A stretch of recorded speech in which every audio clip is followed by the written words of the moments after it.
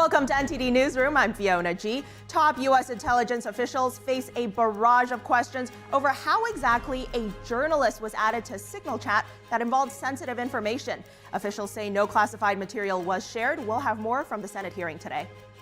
Will lawmakers reach a self-imposed deadline on enacting Trump's key policies? House leaders are now putting pressure on their Senate colleagues as the two chambers have yet to agree on a unified path forward for budget plans.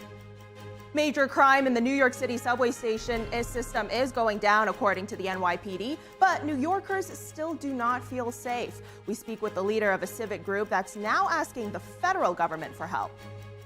The U.S. announces progress in talks with Russia and Ukraine as ceasefire negotiations in Saudi Arabia enter the third day today. What the three countries have agreed to so far.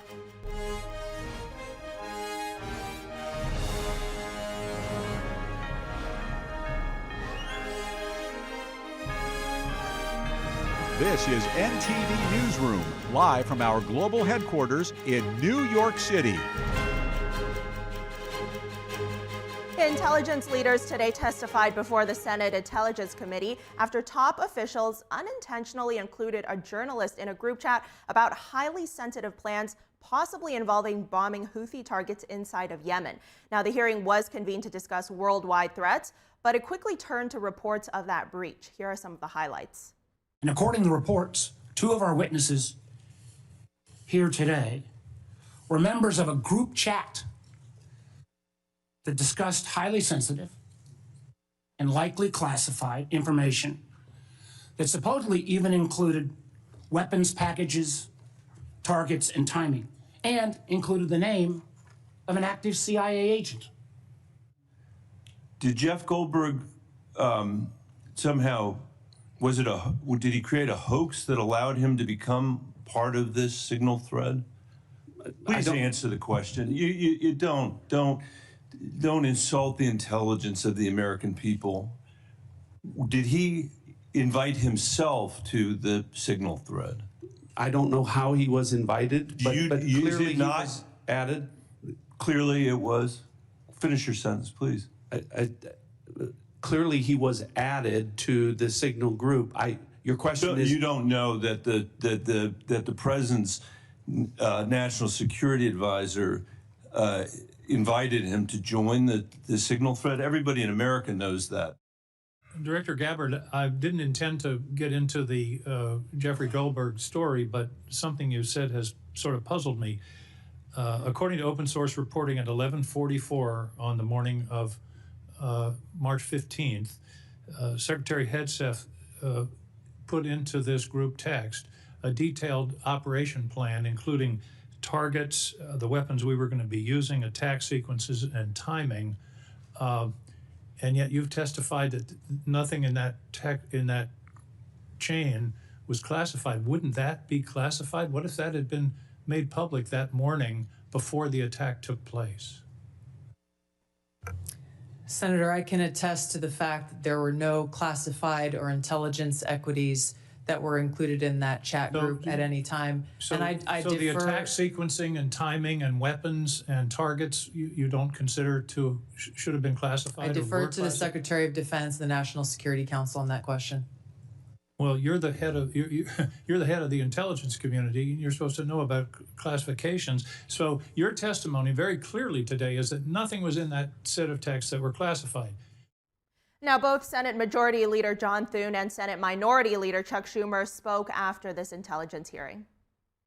Instead of accepting responsibility outrageously, Secretary Hegseth attacked the journalist and called him deceitful. He took the deny till you die approach. I fear how he will react to future moments of crisis. And again, when Pete Hegseth came before the Senate as a nominee, Democrats warned something like this could happen. These people, Secretary Hegseth and so many others, are clearly not up for the job. We warned that confirming them was dangerous, that they would behave recklessly, and unfortunately, we were right. Iran-backed Houthis in the Middle East have carried out literally hundreds of attacks, I should say, on U.S. and international shipping and on U.S. forces. airstrikes by the Biden administration failed to stop the Houthis' activities. This is an unacceptable situation. And so President Trump is taking action. Earlier today, President Donald Trump also reacted to his national security advisor, Michael Waltz, who had mistakenly added Goldberg to the signal discussion. Now he had to say, quote, Michael Waltz has learned a lesson and he's a good man. That's what the president told to NBC News via a phone interview. Now moving on, House Democrats are demanding the release of Columbia University graduate Mahmoud Khalil. This as government lawyers say the activist failed to disclose his involvement with a controversial Palestinian relief group when he applied for permanent residency in 2023. Illinois Representative Delia Ramirez had this to say in Washington, D.C. He deserves to be home with his wife preparing for the arrival of his child. But let's put aside that for a moment. Mahmoud is also a resident of the United States of America, a legal permanent resident, and as such, he is protected by our Constitution and afforded the right to free speech and due process. If that is true, not about who he is, but about who we are, or at least who we're supposed to be, that makes what we are seeing happen right now in front of our eyes chilling. Khalil was a leader in campus protests against Israel's invasion of Gaza after Hamas's terror attack on October 7, 2023. He was arrested by immigration officials this month. Now, federal authorities allege that Khalil covered up that he worked for the UN Relief and Works Agency for Palestine Refugees, also known as UNRWA. Authorities also say that he failed to disclose continuing employment with the Syria office in the British Embassy in Beirut, Lebanon. Khalil and 7 other students sued Columbia this month to prevent the university from sharing disciplinary records with the House Committee on Education and Workforce. A hearing will be held today. The Trump administration is extending its mass influx emergency designation, preserving expanded immigration enforcement powers across the country. This extension is set to be published today in the Federal Register. It allows the Department of Homeland Security to continue working with state and local law enforcement during periods of mass illegal border crossings. Homeland Security Secretary Kristi Noem says the designation remains necessary in order to maintain border security as well as to prevent a surge in crossings. Now, the Trump administration is also saying that it is cracking down on illegal immigrants taking advantage of public housing. In a statement yesterday, the Departments of Housing and Urban Development, as well as Homeland Security, announced the establishment of the American Housing Programs for American Citizens. And we're here signing the partnership to ensure that the wasteful misappropriations that have been going to assist illegal aliens in our country will no longer go to assist them, but instead to assist the American people. And so this memorandum is going to be a partnership that we will form to make sure that these housing programs are going to only people who deserve it, people who are in this country that need assistance, that want a better life for their families. So thank you for being here. The program aims to end the, quote, wasteful misappropriation of taxpayer dollars. The Department of Housing says they will create an incident command center to share data with Homeland Security. This will be to make sure affordable housing programs are not used to, quote, harbor illegal aliens. The statement cites recent data from the think tank Center for Immigration Studies, saying that 59% of households headed by illegal immigrants use one or more welfare programs. It says this has cost the American taxpayer $42 billion. The Department of Housing also says there are roughly 9 million residents of public and subsidized housing whose eligibility status is not fully clear. The Senate Finance Committee advanced the nomination of Dr. Mehmet Oz to lead the Centers for Medicare and Medicaid Services. During his confirmation hearing, the former heart surgeon told senators that he would like to see limits on insurer care pre-approvals in Medicare Advantage. Oz called the practice, known as prior authorization, quote, a pox on the system, and that it hikes administrative costs. The doctor and former TV host also said that he favored work requirements for Medicaid recipients. Oz would oversee both federal health insurance programs that cover about 150 million Americans. 5 senior employees at the Centers for Disease Control and Prevention are leaving the nation's top public health agency. The departures were described as retirements and follow 3 others in recent weeks. Close to a third of the agency's top management is leaving or has already left recently. The announcements come just a day after the White House said it was nominating Susan Monarez for director of the CDC. Menares's qualifications include a doctorate in microbiology and immunology from the University of Wisconsin. The nominee conducted her postdoctoral training in microbiology and immunology at Stanford University. Now, it was not immediately clear if her nomination was related to the senior employee's decision to retire. Heads of America's intelligence agencies testified at a Senate Intelligence Committee oversight hearing today. That hearing touched on a wide range of national security issues, including the handling of sensitive national security information, the Russia-Ukraine war, and threats posed by the Chinese regime. Joining us now for his reaction is national security analyst and retired U.S. Navy Captain Armin Kurdian. Sir, always great to have you on. I want to start with this statement from CIA Director John Ratcliffe, right?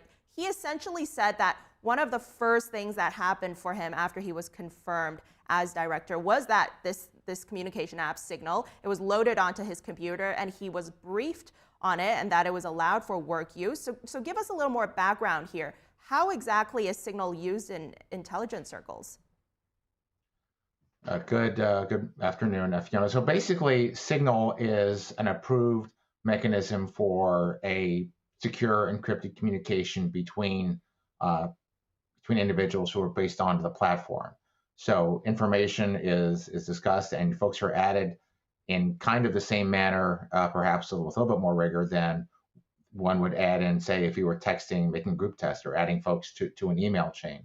What can happen, as I'm sure everybody's experienced, you type in the first few letters or something and you're a little bit careless and you actually bring someone on to a text chain or an email chain where you actually meant to bring someone else into the connection. Certainly the leak or the spillage here is into the press domain was not something that we want to do. But we also have to remember that while this is a problem, there's a lot of folks on Capitol Hill who are either elected members of Congress or the Senate or unelected bureaucrats who do this kind of thing routinely on a daily basis. So it's a little bit disingenuous for Democrats to be crying foul and demanding heads to be rolled while Eric Swalwell is still in Congress. But absolutely, we need to control this kind of information no matter who's in charge. I think it's also notable that during that hearing, both Ratcliffe and DNI Director Gabbard, they both said that they'd be open to their communications being audited. Absolutely. I think that's a great step. It's important for transparency. I also liked the comments from the speaker who basically said that this was a problem, this shouldn't have happened, and we'll make sure that it doesn't happen again, showing some least measure of accountability and responsibility, saying, hey, we've actually made a mistake. I think that is a little bit refreshing to see that from our elected members of Congress. I would like to see more of it. I'm sure all the American people would like to see actually more of it. But also in terms of the actual content and what was actually shared, yeah, it's probably not something the press should have seen. But having heard the hearing and having seen some of the press reports as to what was actually reported, I don't see anything in there that was really serious, other than the fact that perhaps there's a strike that was coming without a specific time, which is really kind of hard to plan for. You never want those kind of details to get out. We've seen leaks of much more serious, much more greater import happen over the last 20 years, where there was some real risk to American military personnel. I didn't really see a lot of that here. But whenever there's military operations involved, it's best not to be, we can't be doing this kind of thing again, accidental or not. Right. And, as you say, it's a first step to acknowledge that a mistake was made here. But now that that has been acknowledged, what can officials be doing to reassure the American public that any sort of sensitive information isn't getting into the wrong hands? Well, I'd like to give you a pretty definitive answer, but it's kind of hard to say that other than we're going to do better, we're going to work harder, and we're going to implement, better controls. I can tell you, as working for the DoD in my time when I was in uniform, a lot of the controls are in place to manage classified information, make sure that the right people were cleared and the right access was done, restricting things like able to be burning a CD or printing out documents, restricting that to just a few people is a way to manage those kinds of controls. But at the same time, it also makes the job of the individuals that much harder.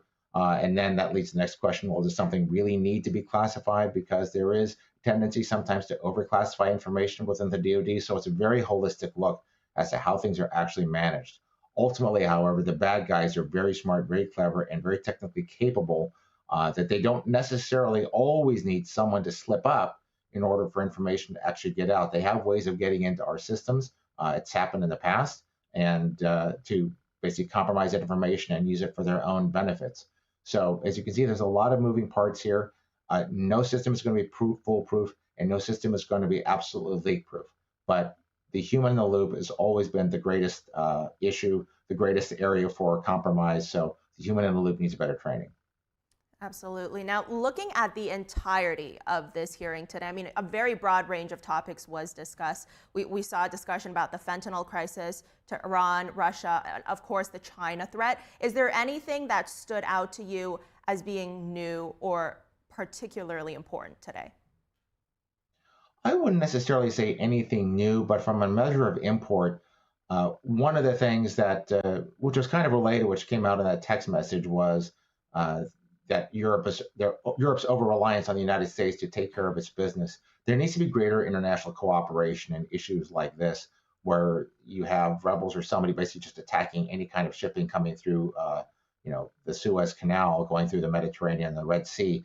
This is a big problem that our allies need to be actually involved with. So there's a big challenge right there. In terms of meeting the threats posed by Iran, by China, and by Russia, we keep learning the same lessons over and over again.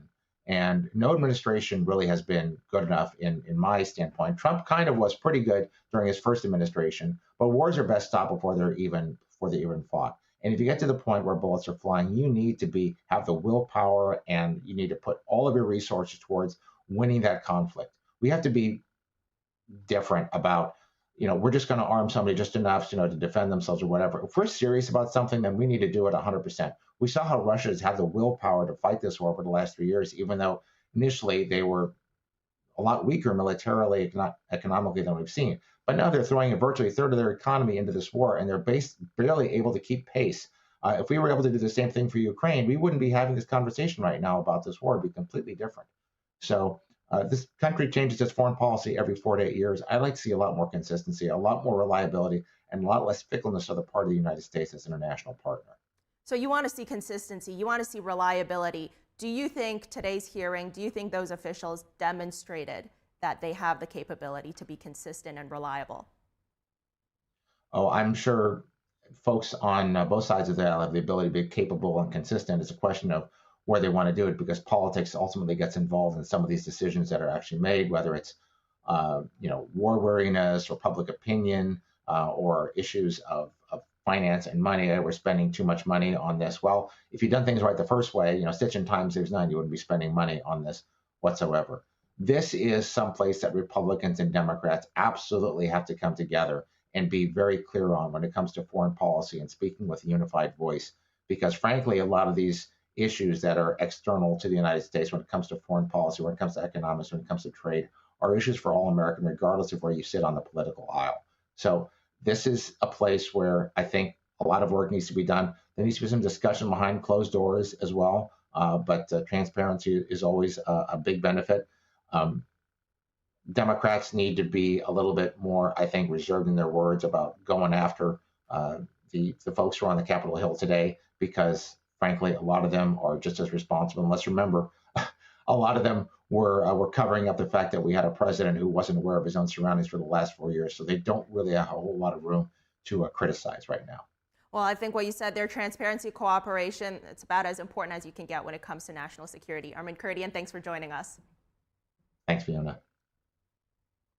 When we come back, will lawmakers be able to reach a self-imposed deadline on enacting President Trump's key policies? House leaders are now putting pressure on their Senate colleagues as the two chambers have yet to agree on a unified path forward for budget plans. We'll be right back.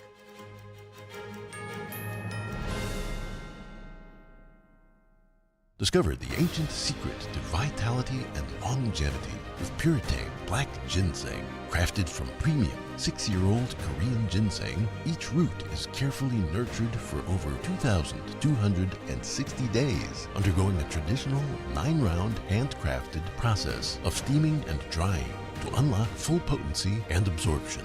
Experience pure, natural energy with Puretang Black Ginseng. Order now at puretang.com. Hi, Mike Huckabee here. Having spent many years in politics, I can comfortably say that the current climate is enough to keep any of us awake at night. And I safeguard my well-being by making sure that I get a good night's rest with Relaxium Sleep, America's #1 trusted sleep aid. I'm Dr. Eric Siliberti, founder of Relaxium, America's most trusted sleep aid. Just like you're seeing me on television now, I saw a commercial for Relaxium Sleep back then. I called, and the rest is history. When I take Relaxium Sleep, I sleep better than I have in years.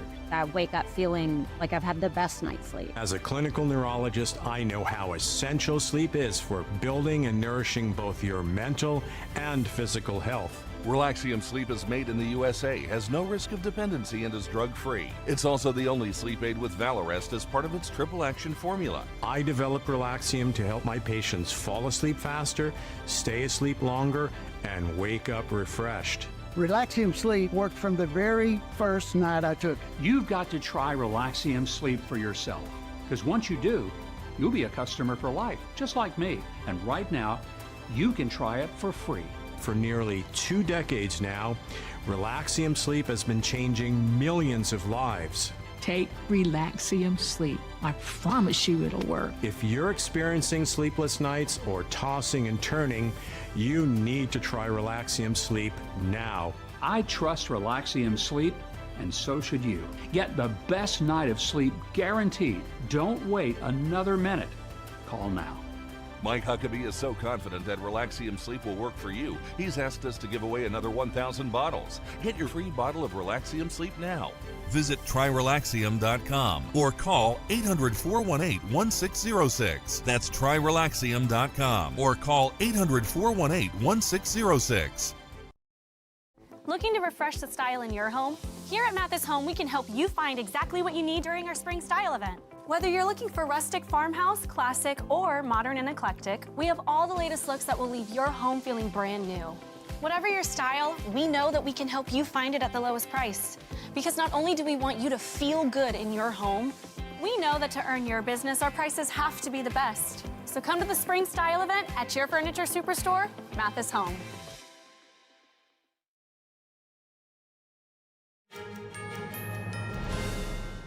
Thanks for staying with us. The clock is ticking for Republican lawmakers in order to meet their self-imposed deadline to pass a big budget bill packed with President Trump's policies. NTD's Melina Weiskup has the update. House and Senate Republicans are tasked with finding unity on which budget plan will ultimately carry President Trump's priorities on taxes, energy policy, border security, and more. Remember, both chambers passed separate budget resolutions with different fiscal frameworks, but the leaders from both chambers never worked out which one would ultimately take the lead. Now, House Speaker Mike Johnson says he's in close talks with Senate Republican leader John Thune to find consensus. All of them meeting at the White House this afternoon to discuss. Here's Johnson. We're all united on the mission, and there's been different ideas about how to complete the mission, but I think it's all coming together now. This week will be pivotal. We have a big meeting at the White House later today with the leaders in both chambers, Republican leaders, to unite and get this thing done.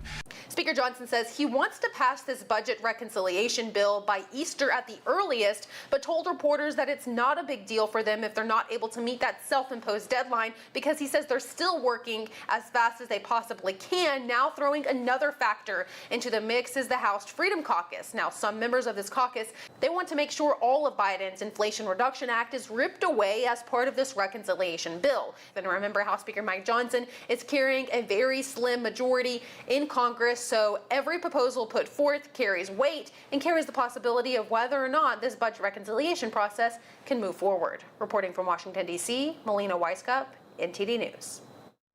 An advocacy group is suing the Trump administration over last week's executive order to begin dismantling the education department. The coalition includes the NAACP as well as the National Education Association.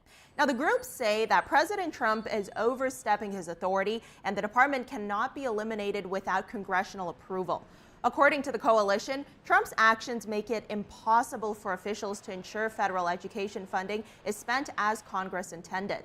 The department has not closed entirely, but it announced nearly half its staff would leave through layoffs and voluntary buyouts. The coalition is seeking a court order to prevent further dismantling of the department. Meanwhile, Elon Musk says members of the Department of Government Efficiency face daily death threats amid their work on massive federal budget cuts. And investigations are underway into multiple attacks on Tesla facilities across the country. Here's what we know. He supported me in the election. That's what Elon Musk says members of the Department of Government Efficiency are receiving daily death threats. Musk made these comments during a cabinet meeting at the White House Monday, thanking the team for its service. You know, these are, a lot of them are just kids, you know, they're just trying to help out, and they're very talented. They could get jobs for millions of dollars a year. Instead, they come here, earn peanuts, and get death threats. So thanks to the Doge team. Musk and Doge have been tasked by President Trump with overseeing massive cuts in federal spending. On Monday, Attorney General Pam Bondi praised Doge and delivered a warning to those engaged in government fraud, saying the Department of Justice is coming after them. So far, Doge's work has led to proposed cuts of more than 100,000 federal jobs. Trump acknowledged making staff cuts is not necessarily a very popular thing, but said he thinks the American public understands what they're trying to do for the country. Doge isn't the only Musk-led endeavor being threatened, though. Police in Austin, Texas say they're investigating several incendiary devices found at a Tesla dealership Monday. It's the latest in a series of events targeting the company and its CEO. Authorities reported the devices were taken into custody without incident. FBI Director Kash Patel said earlier the Bureau was probing what he called the increase in violent activity toward Tesla. On Monday, he confirmed the launch of a multi-agency task force to try and prosecute people behind a wave of violent attacks on Tesla vehicles and facilities. Patel described the incidents as acts of domestic terrorism. Last week, a gunman attacked a Tesla service center in Las Vegas and set several Tesla vehicles on fire. The FBI says there have been similar incidents in at least 9 states. On Saturday, a man drove his car into protesters outside a Tesla dealership in Palm Beach County, Florida. No one was injured, and the man was arrested. In California, police said a counter-protester was arrested Saturday after activating a stun gun during an anti-Musk demonstration outside a Tesla dealership. Nobody was hurt. The 33-year-old man was awaiting charges Monday. D.C. police are looking for 2 people wanted for defacing Teslas. The Metropolitan Police Department says the suspects were caught on surveillance cameras in 2 separate incidents on March 2nd. Police say the suspects wrote political hate speech on the vehicles and then got away. Police believe the male suspect was also responsible for other similar offenses around the city in the following days. The crimes are being investigated as potentially being motivated by hate or bias. A $1,000 reward is being offered to anyone who provides information leading to an arrest. West Virginia has become the first state in the country to ban certain artificial food dyes over health concerns. Governor Patrick Morrisey yesterday signed a law to prohibit some food dyes in school lunches. Morrisey said on social media, West Virginia ranks at the bottom of many public health metrics, which is why there's no better place to lead the Make America Healthy Again mission. He also thanked Health and Human Services Secretary Robert F. Kennedy Jr. as well as the Trump administration. The food additives on the list will no longer be used in any meals served in a school nutrition program starting on August 1st. The law also aims to take on these additives long-term. Starting January 1st, 2028, the banned dyes as well as 2 types of preservatives must not be used in any drugs or food items for sale across the state.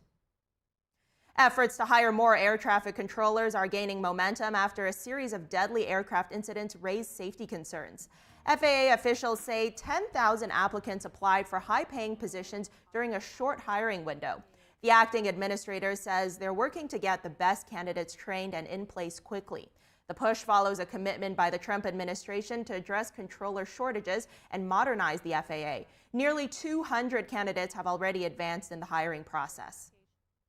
A United Airlines flight headed from Los Angeles, California to China had to turn around and return back to the U.S. because one of the pilots forgot their passport. United says the incident happened Saturday with 257 passengers and 13 crew members flying over the Pacific Ocean bound for Shanghai. They were 2 hours into the flight when the plane turned around and went to San Francisco.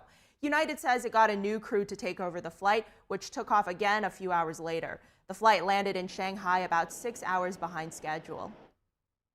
A traffic stop in Kansas resulted in the rescue of a kidnapped child. Authorities with the state's Highway Patrol said one of its troopers pulled over an SUV for a road violation last month and found out the passenger in the front seat was wanted for kidnapping. The missing 6-year-old girl was found uninjured in the vehicle. The driver and passenger were arrested.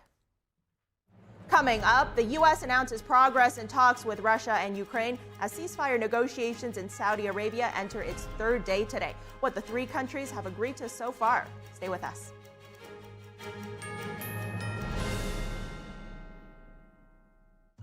Say goodbye to harsh, bitter coffee and hello to a delicious, smooth brew.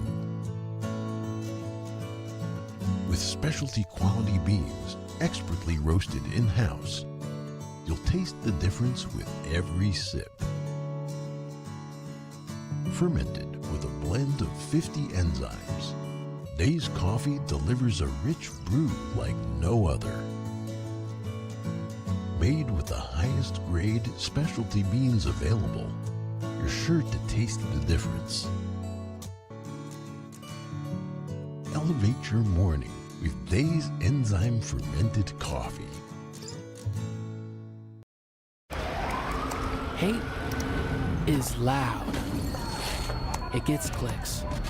It gets attention. Hate, however, is actually quite small. But love is the majority. Filling up something far more important than any feed. Love fills our hearts, our lives, our every day with understanding, empathy, and compassion, leaving hate to become what it truly is, a whisper.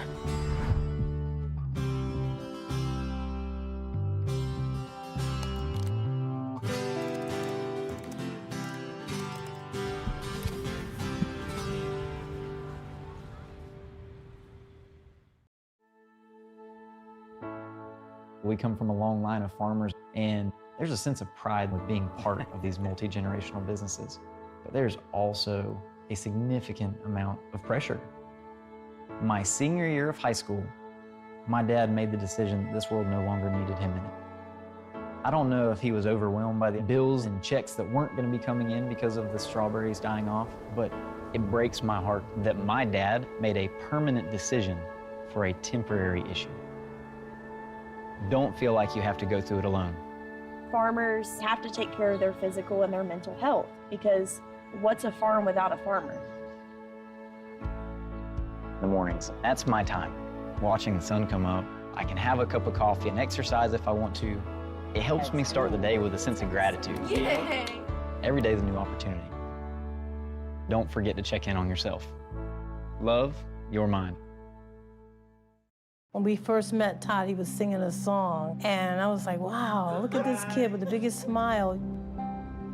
Todd's a joy. Yes. Todd's really is a great joy. And you. Learn about adopting a teen at adoptuskids.org.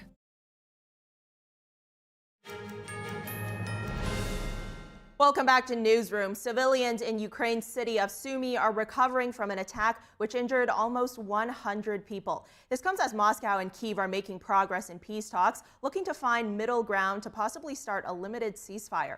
NTD's international correspondent Arian Pazdar has the update on Ukraine. A Russian attack on Ukraine's northeastern city of Sumy reportedly injured at least 99 people, including 17 children. That's according to Ukrainian officials who gave an update on the Monday attack, as the injury toll keeps rising. An 18-year-old Sumy resident says she previously asked God to stay alive amid the attacks. It's the most frightening thing that can happen when you don't know whether or not you'll die today. A number of residential buildings, schools, and more have also been damaged during the attack.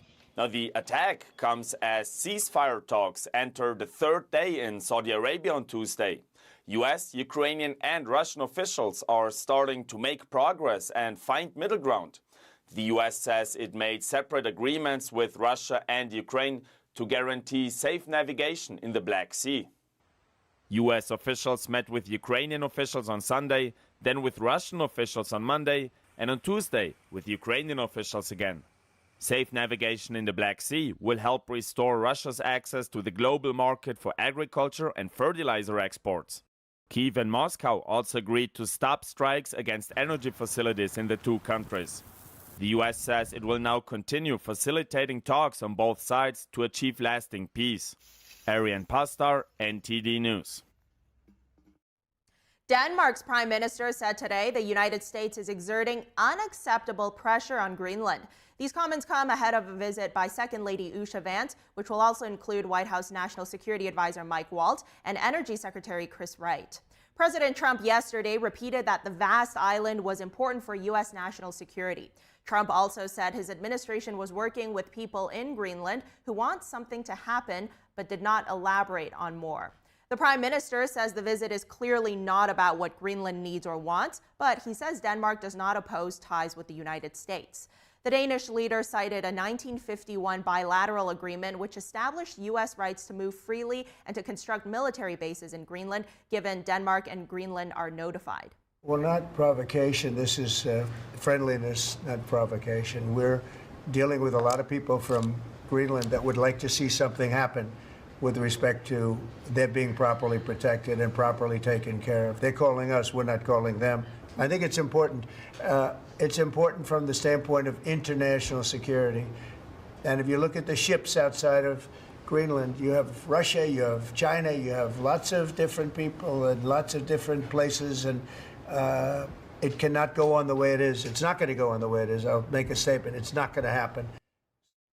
Moving on now, the first full day of the Canadian federal election campaign kicked off yesterday. Over the weekend, the current Prime Minister, Mark Carney, called for a snap election to be held on April 28th. NTD's Mike Hallmark has the details. Last weekend, Prime Minister Mark Carney called for a snap election, seeking a strong mandate to address the tension between Canada and the U.S. We are facing the most significant crisis of our lifetimes because of President Trump's unjustified trade actions and his threats to our sovereignty. Our response must be to build a strong economy and a more secure Canada. At a media conference on Monday, Poilievre outlined the key priorities of his campaign, including a 15% tax cut, diversifying Canadian exports, and reinforcing the border controls.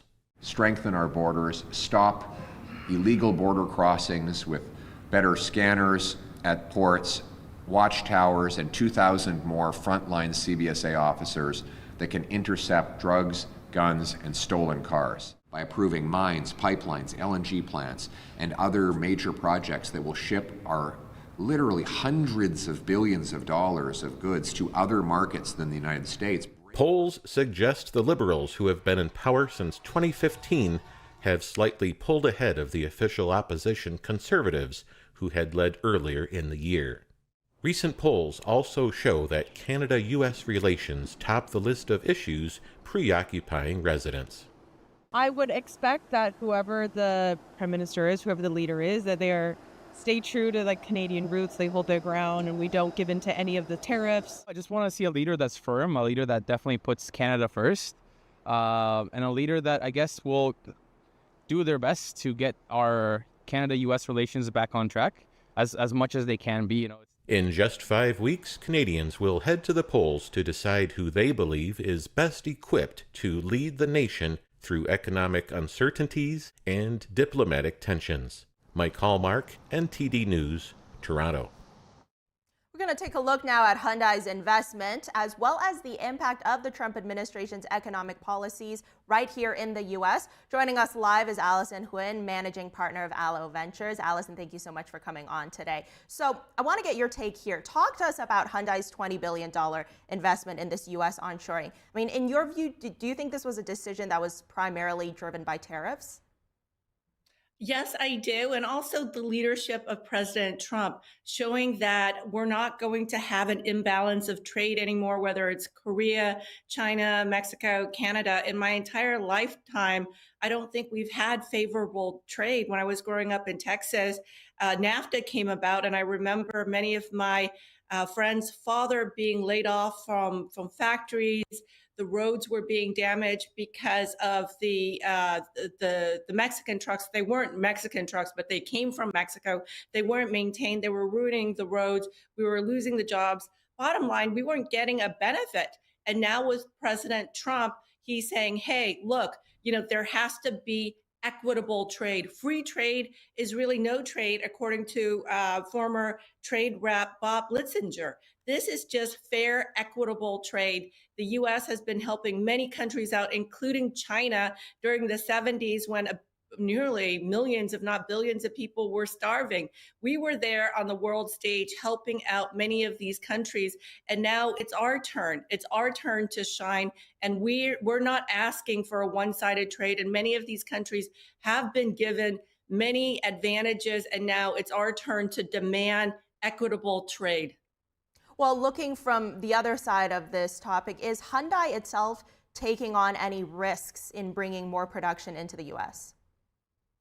I don't think so. Steel manufacturing, modern steel manufacturing was actually innovated in America. Let's just think back to Andrew Carnegie, and in Philadelphia, in Pittsburgh, actually, he kind of innovated modern day open earth steel making to really forge it and make it stronger. And because of the globalist view, it's now looking to go to Japan. Many of our industries, whether it's personal computing, internet, even oil, modern day oil drilling in Pennsylvania. We innovated, we did all this, and the railroads, building these great skyscrapers. But it's really, our economy for the last 40 years, as long as I've been alive, it's been outsourced to other countries. We have the technology, we have the know-how, and yet we give these things away to people. We've given away, or we're about to give away, our steel industry. We're giving away our personal computer making industry. None of the personal computers are actually made in the U.S. anymore. Right. If you think about it, the ThinkPad, it's now outsourced. Acer, many of these companies are not making these products in the United States. So it's about time that we bring this back to the United States. We created it, and we should have our fair share of the economic dividends of these products. Now, on that note, Allison, talk to us a little bit about your company's announcement with Vietjet about bringing $64 billion of investment to America. What's the connection between that decision and Trump's economic policies? Yes, and so Vietnam's very interesting. I'm a child of war-torn Vietnam, and for 50 years we've been rebuilding, and the economy in Vietnam is doing great. The education is doing very well, and we are having a great opportunity in that country. Of course, I'm an American citizen, America First policy, but one of the things that Vietnam does not produce is airlines, and the U.S. still makes, even with the trouble that Boeing is having, mostly with like the unions and all the issues with the supply chain, it's still making the world's best jet. And so they bought $50 billion worth of Boeing jets. That's creating tens of thousands of jobs, in addition to $14 billion in services, contracts, training of the pilots, the mechanics. So a total of $64 billion of U.S.-based investment from Vietnam. That's because President Trump is showing real leadership. Since he's been in office, there's been this domino Trump effect, more than $2 to $3 trillion of investments coming into the U.S. Usually it's trillions of dollars going out of the U.S., going to Europe, going to Asia.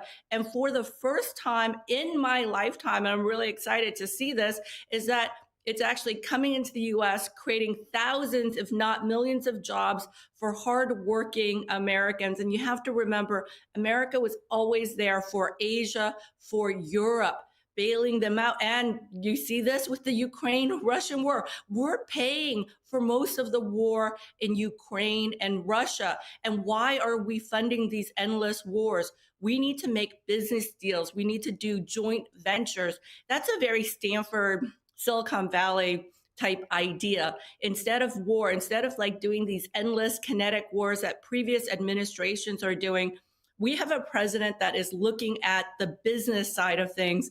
Obama, Clinton. They are great orators, but they had very interesting ideas and theses, and it was a failed social experiment. President Trump is using tried and true business measures and tactics, joint ventures, align people, just like with Russia and Ukraine. You can see him do this, right? Why not, instead of putting in $200-300 billion, and even Zelensky doesn't even know where that goes, why not put that in a joint venture and drill for rare earth minerals, oil and gas, and then we split the profit 3 ways.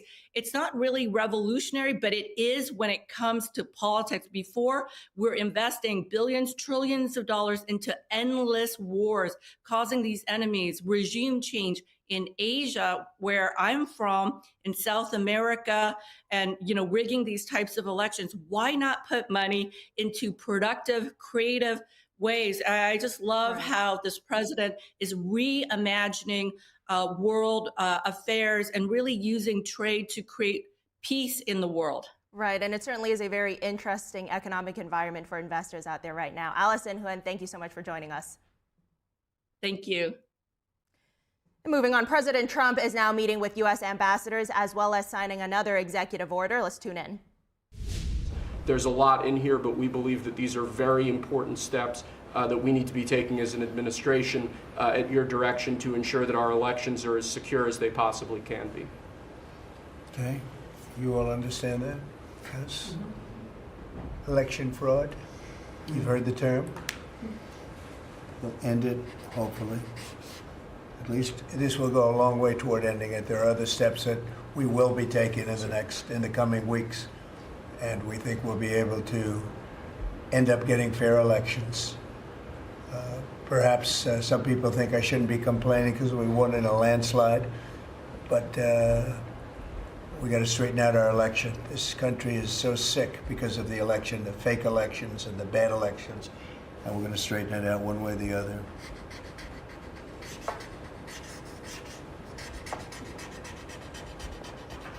And it's an honor to sign this one.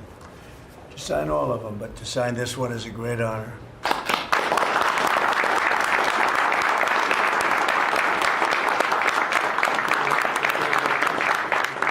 Excuse me. Thank you very much. Sorry, sir.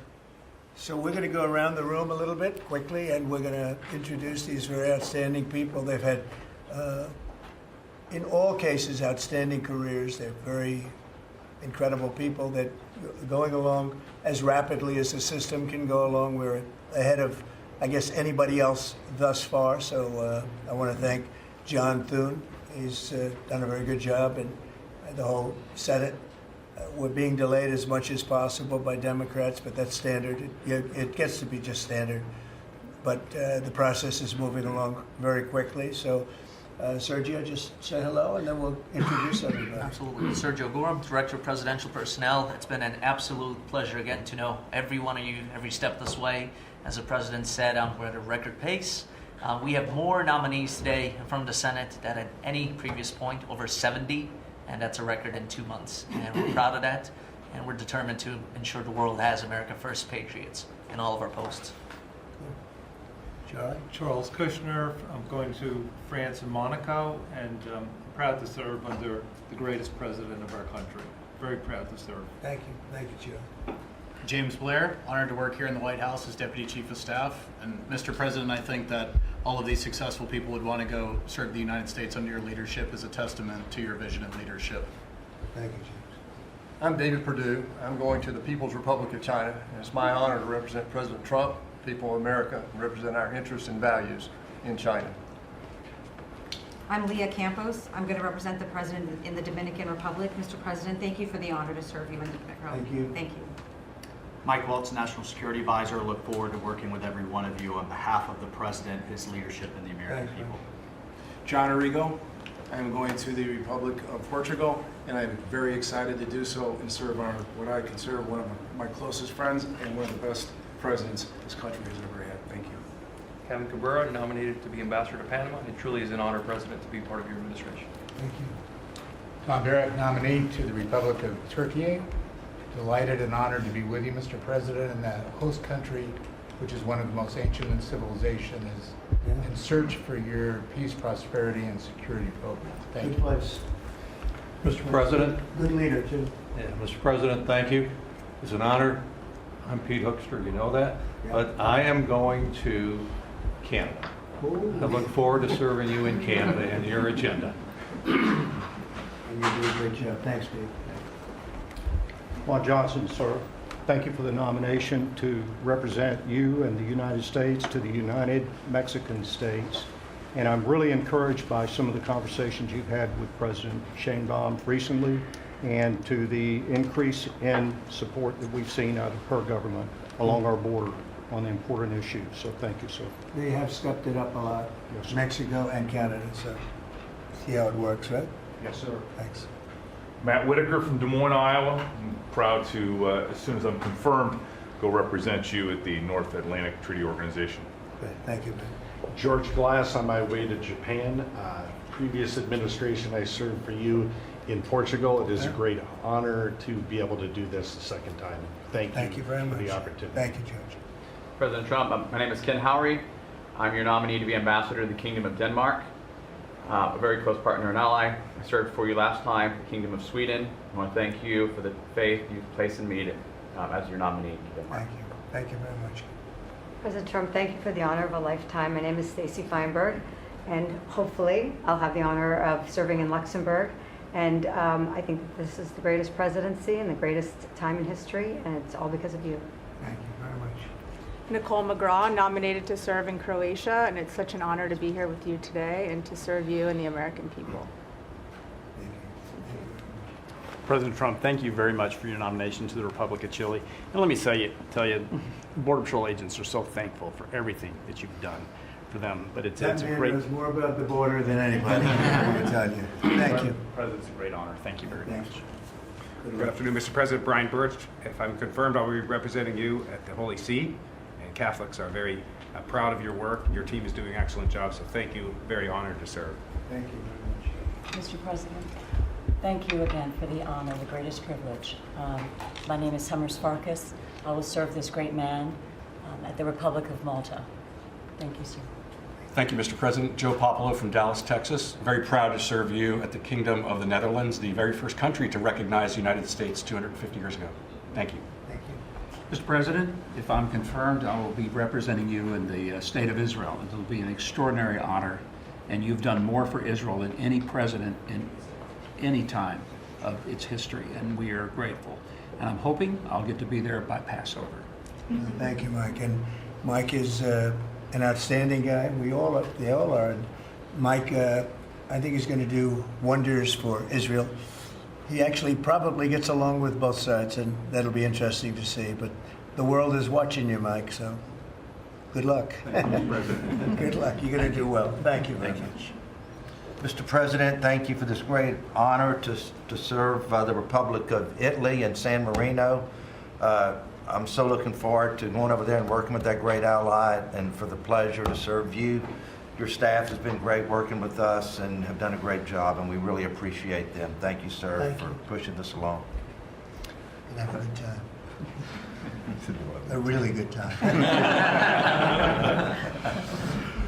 I'm Warren Stevens from Little Rock, Arkansas, and I have the honor to represent the President and the United States in Great Britain and Northern Ireland, and to be chosen to go to such an important ally of ours is, I know, sir, and I'm looking forward to it, but thank you for the honor. You're going to do fantastically. These are tremendously successful people, and you two guys, and then you add on Mike. I think they have a little more money than Mike, but he's got some other advantages. He's got some other, like upstairs, he's got some big advantages. Yeah, he does. It's very exciting. It's really exciting to have all of you. Would you have any questions, media, for the people that you just saw? So outstanding, and I thought it would be nice to bring them before you. And so if you have any questions, please. I wanted to ask about the talks in Saudi Arabia. It sounds like you made some progress on the Black Sea ceasefire. Could you update us on that? What happens now? So we've made a lot of progress on two fronts, on both sections that we call them sections, but they're much more than that, Russia, Ukraine, and also the Middle East, and we'll see what happens. We're in deep discussions with Russia and Ukraine, and I would say it's going well, but it's a situation we should have never had to even think about, should have never happened. And on the Middle East, that's been going on for a lot of years, centuries and centuries. It just keeps going, and we are making a lot of progress. So that's all I can report. But some very, very big talks are going, and detailed talks are going on right now on both fronts. Mr. President, you said that your national security advisor learned a lesson after a reporter... Wait a minute, excuse me, I didn't pick you. Go ahead, please. Mr. President, the ceasefire agreement that was broken today allows for third-party countries to help implement the agreement. What does that look like, and who's going to be involved? The ceasefire agreement? Yes, the maritime ceasefire agreement between Russia and Ukraine. Well, they're going to get together. Look, it's they agreed to something and it got broken. There's tremendous animosity. There's a lot of hatred, as you can probably tell. And it allows for people to get together, mediate it, arbitrate it, and see if we can get it stopped. And I think it will. That'll get stopped. What countries are you looking to work with, sir, to help implement and monitor that ceasefire? We have other countries involved, and they're involved very strongly in the process. And that'll be resolved. That's actually, as bad as it is, that's the least of the problems. So we'll get that resolved. And we are being aided by other countries too. Yes, please. Please. Brian? Tomorrow, the subcommittee on DOGE is going to review funding for NPR and PBS. Now, every Republican president has always promised to take away this money that's going to these two public news outlets. If they're successful, I know Senator Kennedy has backed it, Marjorie Taylor Greene in Congress has backed it, would you be interested in defunding and taking away taxpayer dollars to NPR and PBS? Well, I would love to do that. I think it's very unfair. It's been very biased, the whole group. I mean, a whole group of them. And frankly, there's plenty look at all the media you have right now. There's plenty of coverage. I was from a different age, and they spend more money than any other network of its type ever conceived. So the kind of money that's being wasted, and it's a very biased view, you know that better than anybody. And I'd be honored to see it end. We're well covered. Look at all the people that we have here today. We're well covered, and we don't need it, and it's a waste of money, especially. I don't even know what DOGE's recommendation is. I assume their recommendation is to close them up. Well, after they hear all the testimony, I think they're going to make a decision relatively sooner than later. Yeah. But we'll see what that turns out. I can't imagine that they wouldn't, because they have found so much waste, fraud, and abuse, hundreds of billions of dollars, and just waste, fraud, abuse. You heard yesterday some of the new things that were found. 22 billion just in environment, billion. You know, if you had 22 million, Warren, it would be nice, but 22 billion put into environmental accounts. One was 2 billion into one account, Stacey Abrams, where they had $100 in the account. And just before I came in, they put $2 billion. And you guys are looking, so you mean 2 million or maybe 200,000? No, $2 billion were put in the account. What do you think of that, Mike? Do you think that's a straight deal, 2 billion?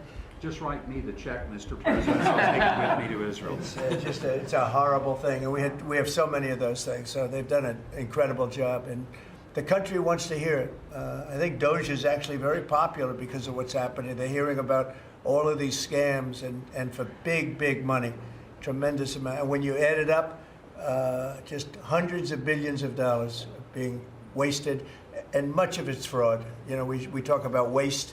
And it is waste and abuse, but a lot of it's fraud, too. Can I follow up on something? Yeah, go ahead, Brian. I just want to follow up on that. If Planned Parenthood is defunded, would you look into the harvesting of baby organs that they've done throughout the years and maybe go after some criminal prosecution on that? Well, I think you're talking about a subject that is a heated subject. And we'll look into it. We're going to look into everything. But that's certainly a subject that's been debated for a long time and we will look into it, yeah. Mr. President, Some senators have expressed hope that the White House will support a rescission package to codify some of the DOJ cuts into law. Where does the White House stand on that? And are you making progress on that? Package? A rescission package to codify some of the DOJ cuts into law. You know what, it would be great.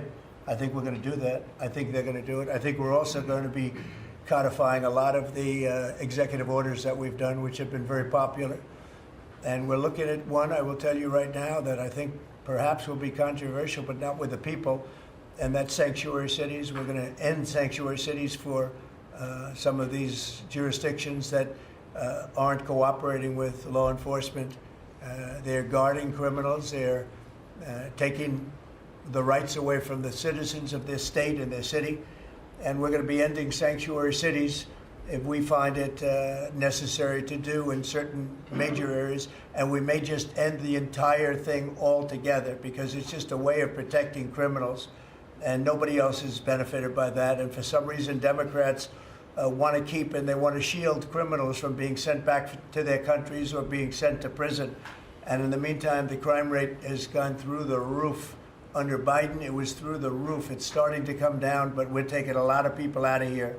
So we may be presenting you very shortly with a executive order ending sanctuary cities. Mr. President, are you going to change any of the practices that your national security officials used after a reporter was inadvertently added to a group chat about attacks on Yemen? Well, I think it's a question I've been asked now, and I've given a few answers, and they've all been the same. We have an amazing group. Our national security now is stronger than it's ever been. We have had a very, very successful, numerous attacks on that area. These are people that shoot down ships, not only our ships, ships all over the world. They're shooting down right out of the water and damaging them badly, or they're going down. They're also shooting anything that happens to be flying in the area. We hit them very, very hard. There was no classified information, as I understand it. They used a app, if you want to call it an app, that a lot of people use, a lot of people in government use, a lot of people in the media use.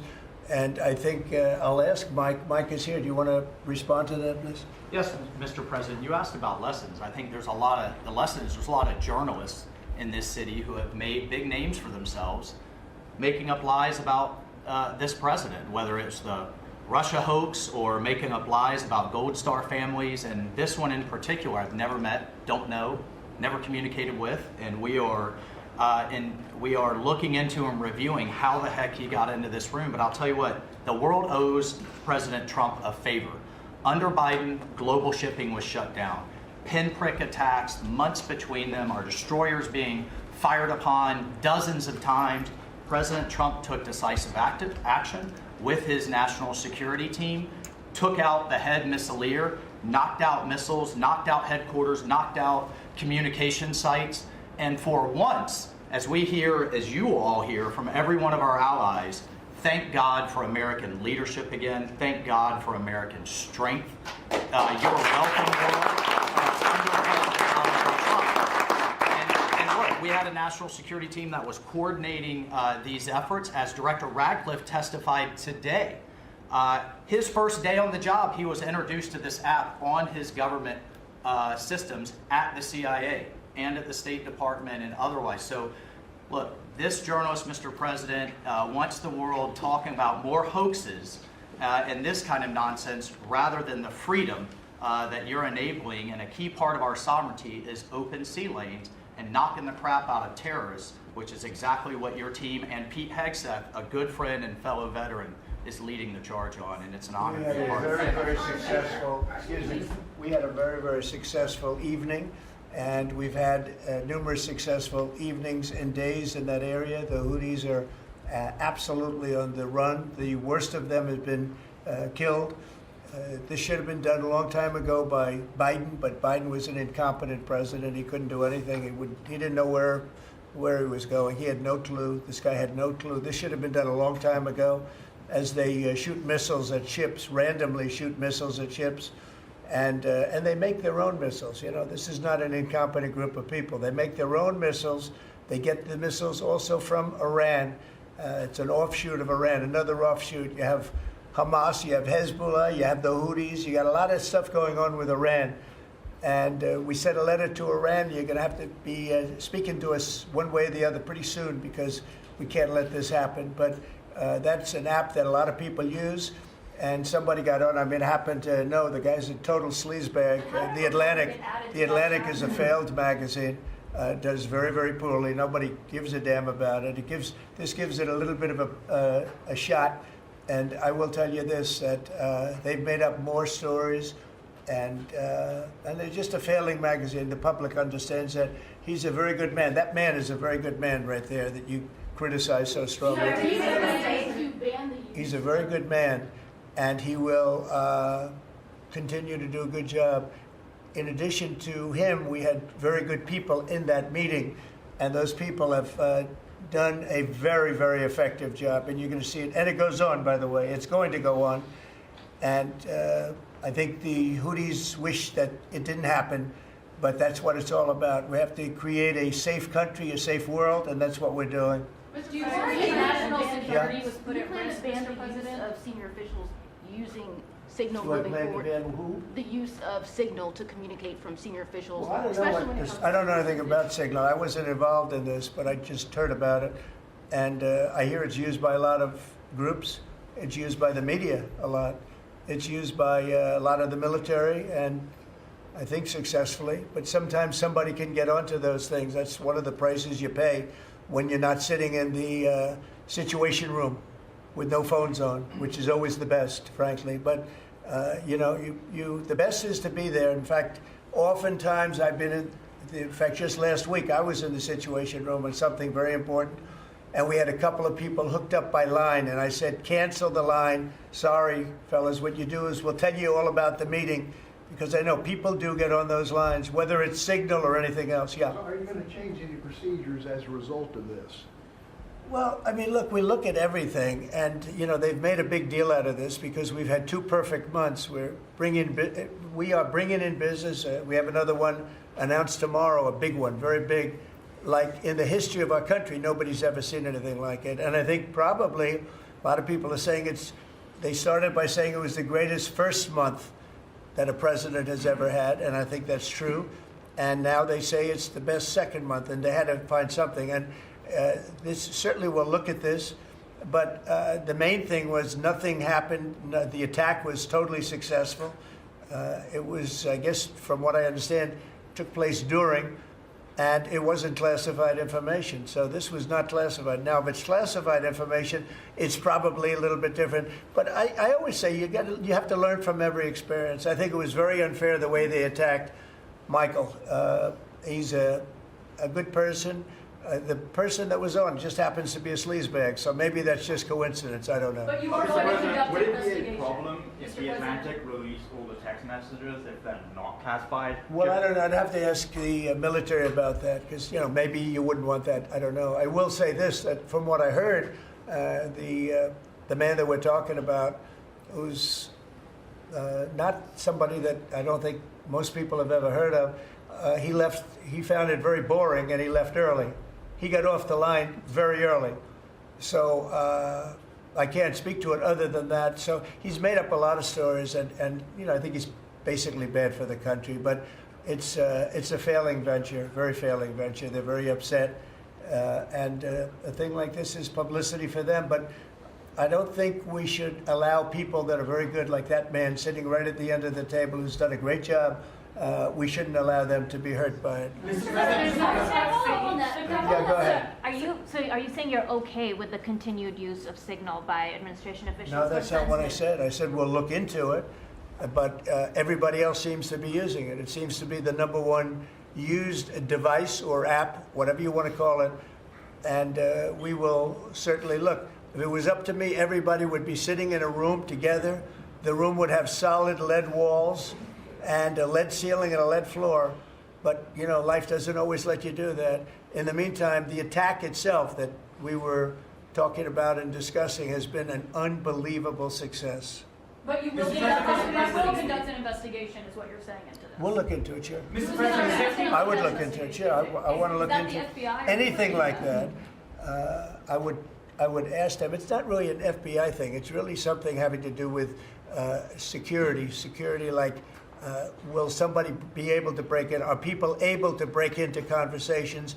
And if that's true, we're going to have to find some other form of device. And I think that's something that we may have to do. Some people like Signal very much. Other people probably don't. But we'll look into it. I think, Michael, I've asked you to immediately study that and find out. If people are able to break into a system, now in this case it wasn't that this attack was going on and nobody found out anything. And again, the person that was on, as I understand it, he left very early because he didn't find it very exciting. But I think it's something you should look into. Yes, sir, we are. We have our technical experts looking at it. We have our legal teams looking at it. And of course, we're going to keep everything as secure as possible. No one in your national security team would ever put anyone in danger. And as you've said, and we've repeatedly said, the attack was phenomenal and it's ongoing. But the media wants to talk about everything else except for the hostages you're getting out of the Middle East, Iran on its back foot, sea lanes getting reopened, peace in Europe. As we just saw today with a Black Sea ceasefire, we were just on with Steve Witkoff, myself, our team in Saudi Arabia. They want to talk about all this other stuff except for your amazing successes and the successes of your team. One of the other things, and sometimes you have to move very quickly, and there are other devices that are very good, but they are very, very cumbersome, and you're not able to use them and from a practical standpoint. So all we can do is find out the best we have with modern technology. They'll probably get better over the years. Yeah, go ahead. Sir, on the Black Sea, so the Kremlin has said that there were several conditions that would need to be met for this agreement to happen. This includes sanction relief for banks and some companies. Did the U.S. agree to all of those conditions that they laid out? They will be looking at them, and we're thinking about all of them right now. There are about 5 or 6 conditions. We're looking at all of them. The White House has said that it's looking into how journalists got added to that Signal chat. Is it possible that there could be a firing of even a lower mid-level official once that person is identified? About what? About the Signal chat that we've been discussing. We've pretty much looked into it. It's pretty simple, to be honest. It's not, it's just something that can happen. It can happen. You can even prepare for it. It can happen. Sometimes people are hooked in and you don't know they're hooked in. They're hooked into your line and they don't even mean bad by it. But it's not a perfect technology. There is no perfect technology. The really good ones are very cumbersome, very hard to access. And I think we're going to look at, we always want to use the best technology. This was the best technology for the moment. But again, it wasn't classified, so they probably viewed it as being something that wasn't that important. And it obviously, with the attack being, I mean, I don't know if it's been read out to you yet, but that attack was a tremendous success for the U.S., a tremendous success. Who said the information Go ahead, was please. not classified? Do you think that Mike Waltz made a mistake, and does he need to apologize? No, I don't think he should apologize. I think he's doing his best. It's equipment and technology that's not perfect, and probably he won't be using it again, at least not in the very near future. What do you think? Sir, I agree with you. Let's get everybody in the room whenever possible. A lot of times you find out defects by exactly things like that, but I don't think it's something we're looking forward to using again. We may be forced to use it. You may be in a situation where you need speed as opposed to gross safety, and you may be forced to use it, but generally speaking, I think we probably won't be using it very much. The Secretary of Defense, on that chain, the Secretary of Defense, Pete Hegseth, and J.D. Vance, the Vice President, said that the Europeans were freeloading. Do you agree with that assessment? Do you really want me to answer that? Yeah, I think they've been freeloading. The European Union's been absolutely terrible to us on trade, terrible. And as you know, NATO, I got them to pay hundreds of billions of dollars. They were way behind. And if you look if you look at Ukraine, so we're in for $350 billion because of Biden. Should have never happened, this war. All these dead people should not be dead. All these broken cities that are demolished down to the ground, those gorgeous towers, the most beautiful in the world, the most beautiful spires in the world. The spires in Ukraine were said to be the most beautiful of all. Just about every one of them is lying on its side in a million pieces. It's so sad to see what's happened to a heritage. No, I think that when they say the European Union and you could say NATO also. Look, NATO, and I don't blame NATO for this. I don't blame Europe for this. I blame Biden for the fact that he didn't make them equalize. And to this day, I said to him, you got to catch up, you got to equalize. But why are they in for $100 billion and we're in for possibly $350 billion? It shouldn't be. It shouldn't be. And you could say more important for them because we have an ocean in between. So, you know, it's one of those things. You'll be seeing Liberation Day. I call it Liberation Day in America. You're going to be seeing it on April 2nd. Didn't want to do it on April 1st for the obvious reason, April 2nd. But you'll be seeing tariffs. And I think I've been very fair. I have them set. But I think I've been very fair to countries that have really abused us economically for many, many decades. Mr. President, that information was not classified. Another Which question? your national Please, security go ahead. Advisor, just following up on your comments on the economy, there is reporting that consumer confidence fell for the 4th straight month. What is your message to Americans who are concerned about I know terrorism? this, that for the first time in like 50 years, right track, wrong track, we were on the right track. And I think people see that. And if you look at prices, prices are way down. You know, when I first came here, the first time I met with you people officially, they were screaming at me about eggs. I said, I've been here for a week and I'm being yelled at about eggs. Egg prices have come down 45, 50% in the last week and a half. And our Secretary of Agriculture has done a great job, as you know, Brooke. She's done a fantastic job, and others working with her have done a great job. But we brought eggs down at a level that nobody thought we could get at. I inherited that situation, and I inherited a grocery situation. The groceries went way up, an old-fashioned word, but it's a very descriptive word. Groceries have gone through the roof. And I used to campaign on it. I used to say, we're going to get groceries down, and we have got it down. I watched a certain newscast over the weekend, and a congressman, Democrat congressman, said, well, Trump's done a lot, I agree. He's been great on the border, he's been great on the military, but, you know, he hasn't brought prices down. That's false. Gasoline's way down. Eggs are way down. Groceries are down very substantially, but down. Almost everything's down. Now, I'd like to see interest rates come down a little bit, and you're going to see billions of dollars, even trillions of dollars coming into our country very soon in the form of tariffs, because we were abused by presidents that, frankly, in all fairness, it wasn't their expertise, but they had no idea what they were doing. Mr. President, you say tariffs will create more jobs here in America. Oh, so yeah, sure. which states do you... It'll create a lot of money and more jobs. But if you look, so in the last, these gentlemen would know about it, and ladies, because some of the ladies are great businessmen in this room that are becoming ambassadors. Great, really great, top of the line. When you look at the number of companies that have said, like we're close to, I would say close to $4 trillion. We never had numbers like that. The #1 chip maker in the world from Taiwan coming in with $200 billion. We have Apple. Look at Apple. $500 billion. $500 billion. They're going to build plants all over the United States. They were all being built in China. You have many, many companies, and maybe above all, you have the car companies coming in at levels that nobody's ever seen before. We have Honda is opening up one of the biggest plants in the world in Indiana, and many car companies are coming in. We have AI. We're leading China by a lot in AI, and we're going to keep it that way because we've made it very good for them, and we're going to protect them. Once they're here, we'll protect them through taxes, through incentives, and also through tariffs. Thank you very much, everybody. Thank you very much. Thank you. All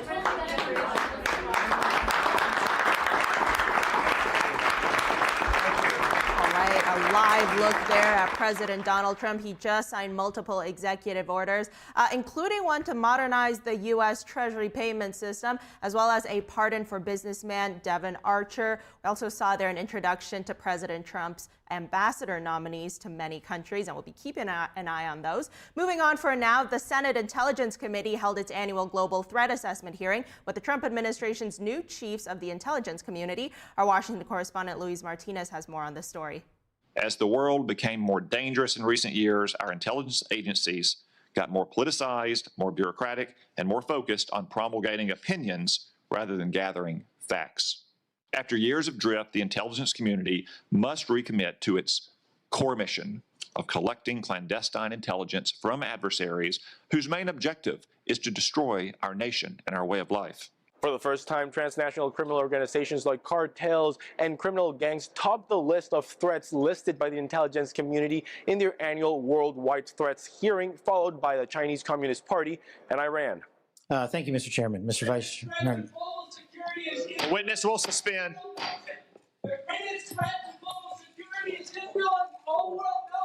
So that protester was a code pink lunatic saying the greatest threat to world peace is funding Israel. I will observe, for the benefit of the audience here on television, that Code Pink is funded by communist China as well, which simply illustrates, speak up now if you want to be removed as well, whoever's saying that. Republican senators asked the intelligence chiefs about the nexus in between Russia, North Korea, Iran, and the Chinese Communist Party and transnational criminal organizations, while Democratic senators questioned the intelligence chiefs over reports of alleged mishandling of classified information. We stunningly learned that senior members of this administration, and according to reports, two of our witnesses here today were members of a group chat that discussed highly sensitive and likely classified information. The intelligence chiefs denied the mishandling of classified information, but Democratic lawmakers are calling for the resignation of Secretary of Defense Peter Hegseth. So my communications, to be clear, in a signal message group were entirely permissible and lawful and did not include classified information. Secretary of Defense Pete Hegseth should resign. He recklessly texted operational details of military strikes, including time, place, location, and sequencing of those strikes, to a journalist. FBI Director Kash Patel noted that last year 54,000 American citizens died of fentanyl overdose, and the Chinese Communist Party is complicit in allowing the flow of precursors to the drug to fall in the hands of transnational criminal organizations. Reporting from Washington, D.C., Luis Eduardo Martinez, NTD News.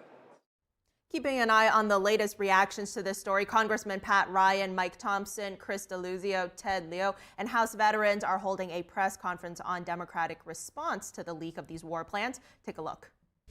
Service somehow was monitoring that group chat. They could have given it to Houthis, and the Houthis could have shot down a pilot.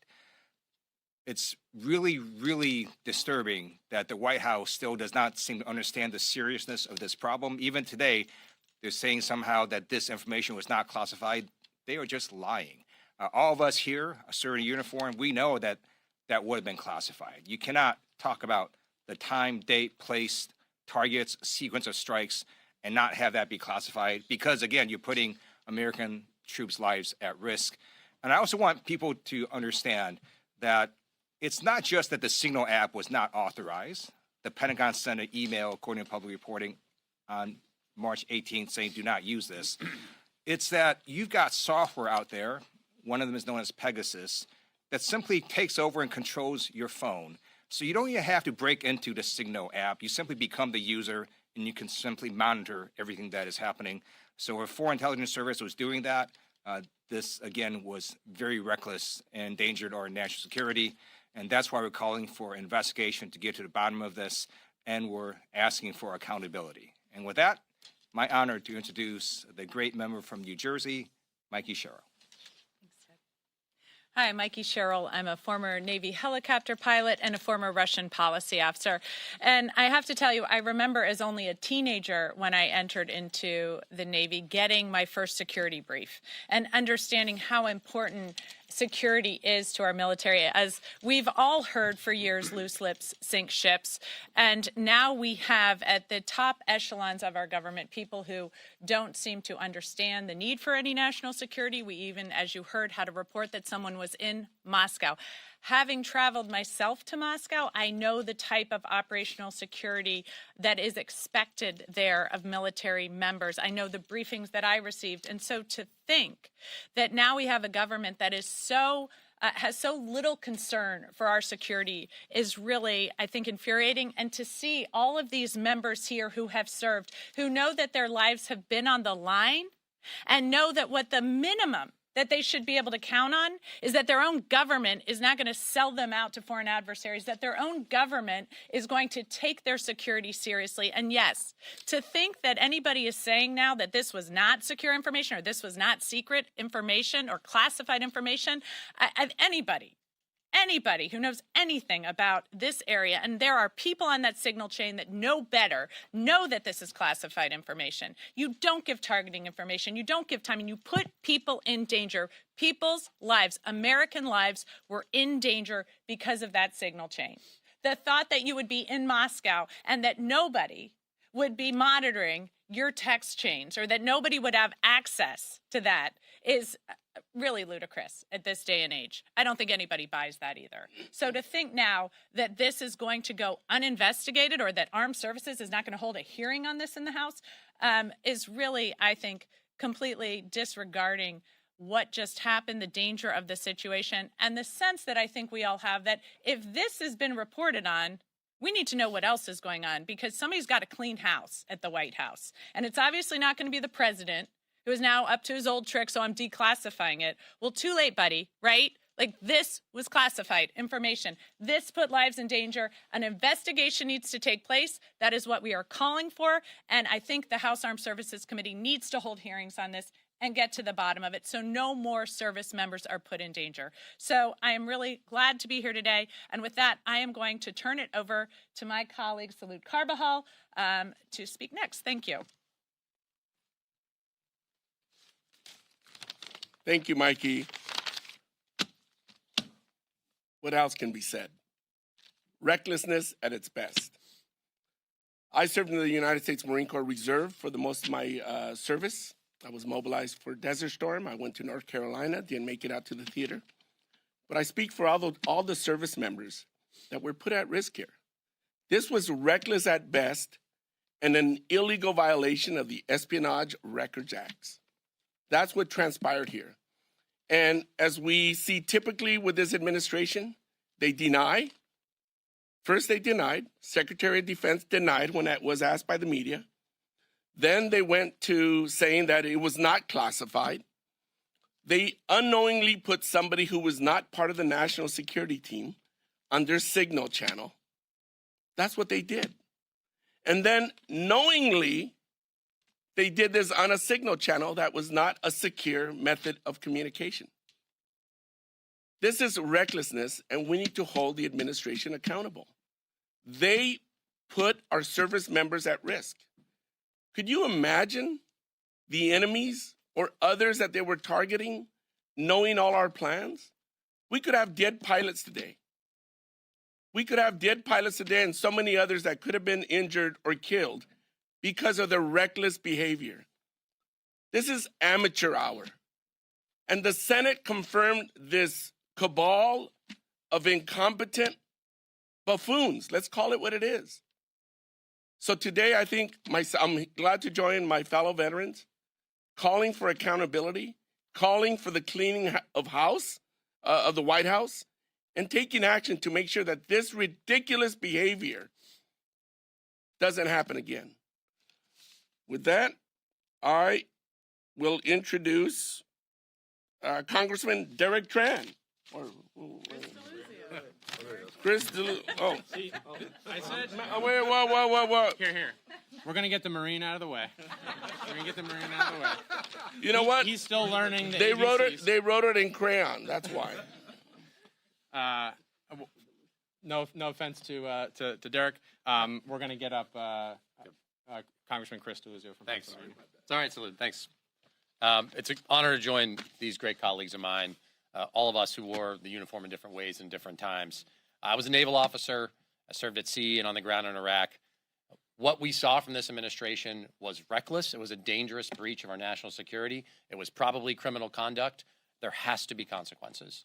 This included the Vice President of the United States, the Director of the CIA, the Secretary of Defense, the National Security Advisor, the Secretary of State. I could go on and on. These are some of the most powerful people in America. And if any of us had done this as junior enlisted or junior officers, what do you think would have happened? Be court-martialed. You'd likely end up in Fort Leavenworth or something like it. And to these people, to think that they may not face consequences is outrageous. Cannot happen. Now, we know Secretary Hegseth's own Pentagon warned just last week that there were hacking vulnerabilities to Signal, the very platform they were communicating on. Communicating about, you heard it here, sensitive, classified material. There is no defense for this. And so what we are all saying here is something obvious. There has to be accountability. There needs to be a full investigation.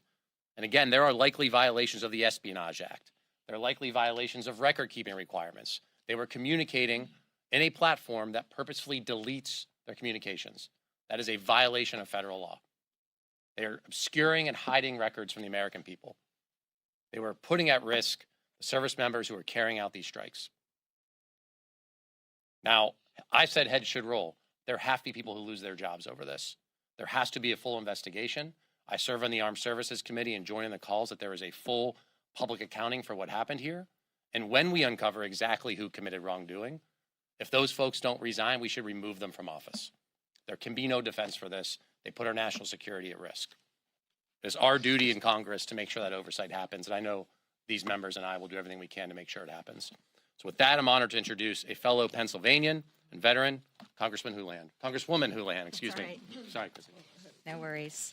And thank you very much. And thank you very much for organizing this and this opportunity to reiterate what has already been said. When I was a little girl, when I was 10 years old, I lived in Annandale, Virginia. My dad was the Navy person responsible to Secretary Brown, Secretary of Defense Brown. Under his bed, my father's bed, was a red phone. And I was instructed as a 10-year-old, never, ever, under any circumstances, do I touch or pick up that phone. Because that was the way that they were able to communicate back in 1970, whatever, to make sure that they could have conversations, active conversations. Fast forward to the 80s when I was an active duty lieutenant myself and spent the bulk of my career in a skiff, having learned all of the different ways that you manage classified information and don't manage classified information. If I had done this as a junior officer, I would have absolutely marched myself into my colonel's office and resigned. That there are a live stream of Democratic lawmakers and House veterans discussing and voicing their discontent for that potential leak of sensitive information on that Signal chat. Thanks for staying with us on Newsroom. Representative Alexandria Ocasio-Cortez and Senator Bernie Sanders hosted a large rally last week in Denver, Colorado. Both sides of the aisle are now looking at party messaging as well as strategy as the 2026 midterms approach. And now we're going to bring on Republican strategist and political analyst Matt Klink, as well as Robin Byro, Democratic strategist and former Obama regional campaign director. Matt, Robin, thank you both so much for being on today. Reports are saying that an estimated 34,000 people came out to see both Senator Sanders and AOC in Denver. Now, we saw Senator Bernie Sanders saying on Instagram that this is the largest rally he's ever had. Robin, what does this tell you about the two lawmakers' messaging? More interesting is when you dig down into the numbers of over 34,000 people, over half of those are people who've never been to a rally of theirs before.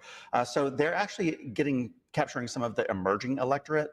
So what it's telling me as a strategist is that their message still resonates with young voters, first-time voters. That's important to Democrats as we head to the midterms. And the numbers are really staggering. They had over 86,000 people within a week of just touring across Colorado. Now, Matt, we are seeing a new Morning Consult survey finding that 47% of respondents aren't happy right now with how the president has handled the economy so far. 46% like what he's done. Could this become a concern, do you think, for Republicans as these midterms draw near? Well, look, I think that the Republicans are always going to be, cautious of what's happening on a day-to-day basis.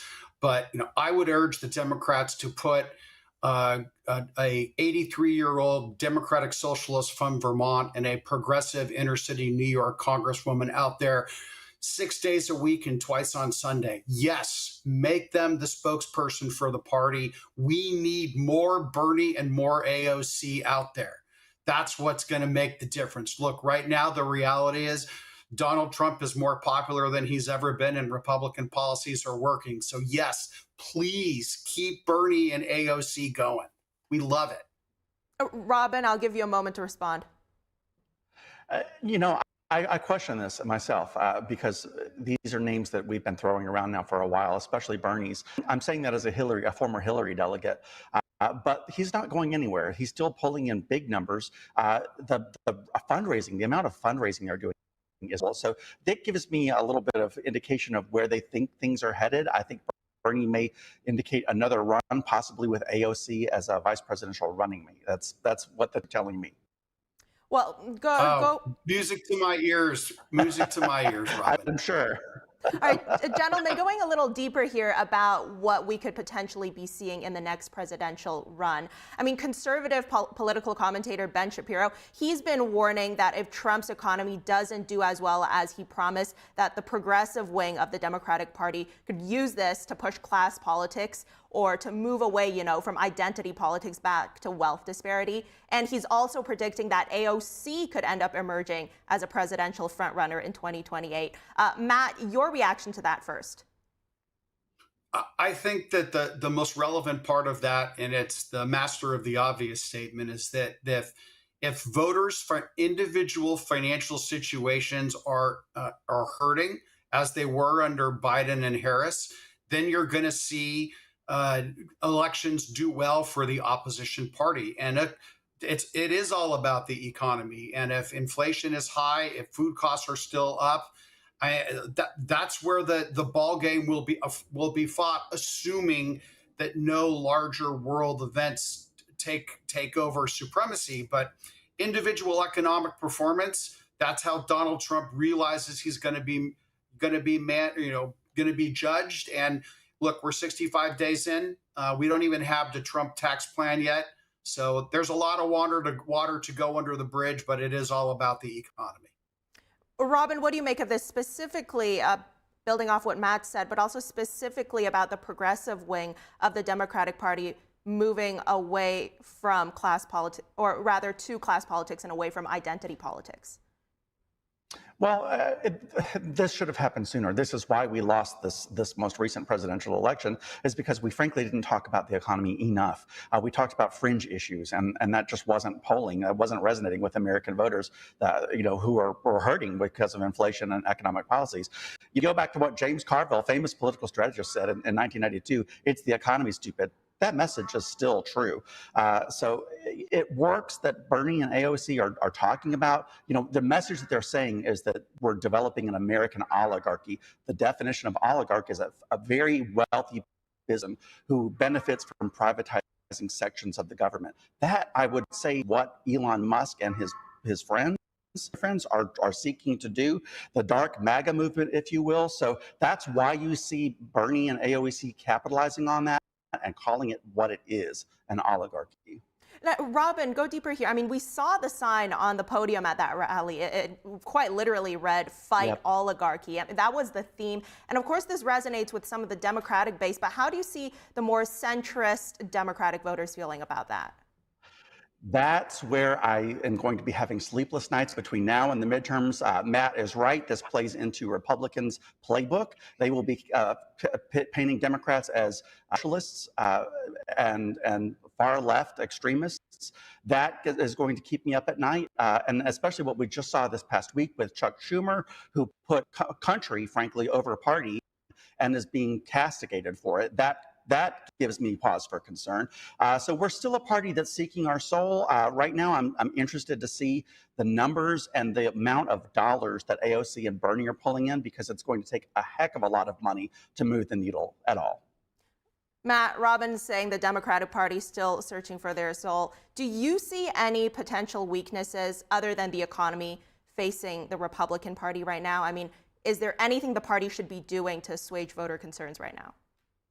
Well, I think the top one right now is that the Republicans need to pass their reconciliation bill and get the tax cuts made permanent.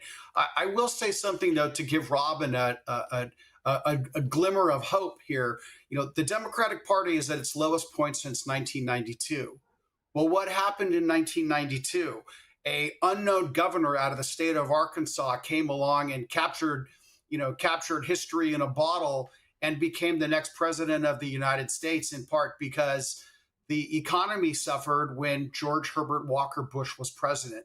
So I think that Republicans would be wise to look at history. And yes, while things do look promising right now, they're not even 3 months into the Trump administration yet, and they will be judged on the individual financial performance or the economic performance so that people will say, am I better off than I was 4 years ago?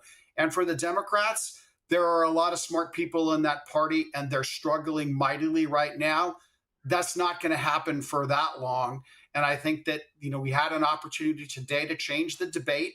And I think that you get a couple of more things falling into place, and, 2 or 3 things happen, and now you got a streak and you got some momentum. So again, politics is not static. It's a vibrant environment, and Republicans would be wise to remember 1992, because we can't rest on our laurels. We got to get things done for the American people. Yeah, politics is anything but static. Robin, as a Democratic strategist, how do you rate the current move that we're seeing from Sanders and AOC? I mean, do you think this is effective? Do you think there's something more effective that these lawmakers could be doing? I think I would give them a B if I were a teacher and giving them a score, because they are capitalizing on what's happening right now in politics, and the crowds are unprecedented for Democrats. So they're doing good, but I want to say Matt gives me hope here. I want to see some more names pop up, not the same ones that we keep seeing in the press always. There's 214 members of Congress that are vets, and I swear it seems like there's 3 or 4, because those are the only ones we ever hear about. Same with governors. Governor Whitmer, Governor Newsom, those are the names I hear all the time. I would like to see some new people emerge and ride on the coattails of Bernie and AOC with a newer, better message, not the same repackaged message. All right, closing arguments here, gentlemen. Robin, how do you feel about the 2026 midterms based on what you're seeing so far? Cautiously optimistic. I'm never root against America, but the economy, I see some signs that are concerning. It will concern Americans as a whole. So if the Trump administration can't get it together, Democrats will certainly capitalize on that. And Matt, can the Republican Party, do you think, keep the trifecta in 2026, as well as keeping the best interests of the American people in mind?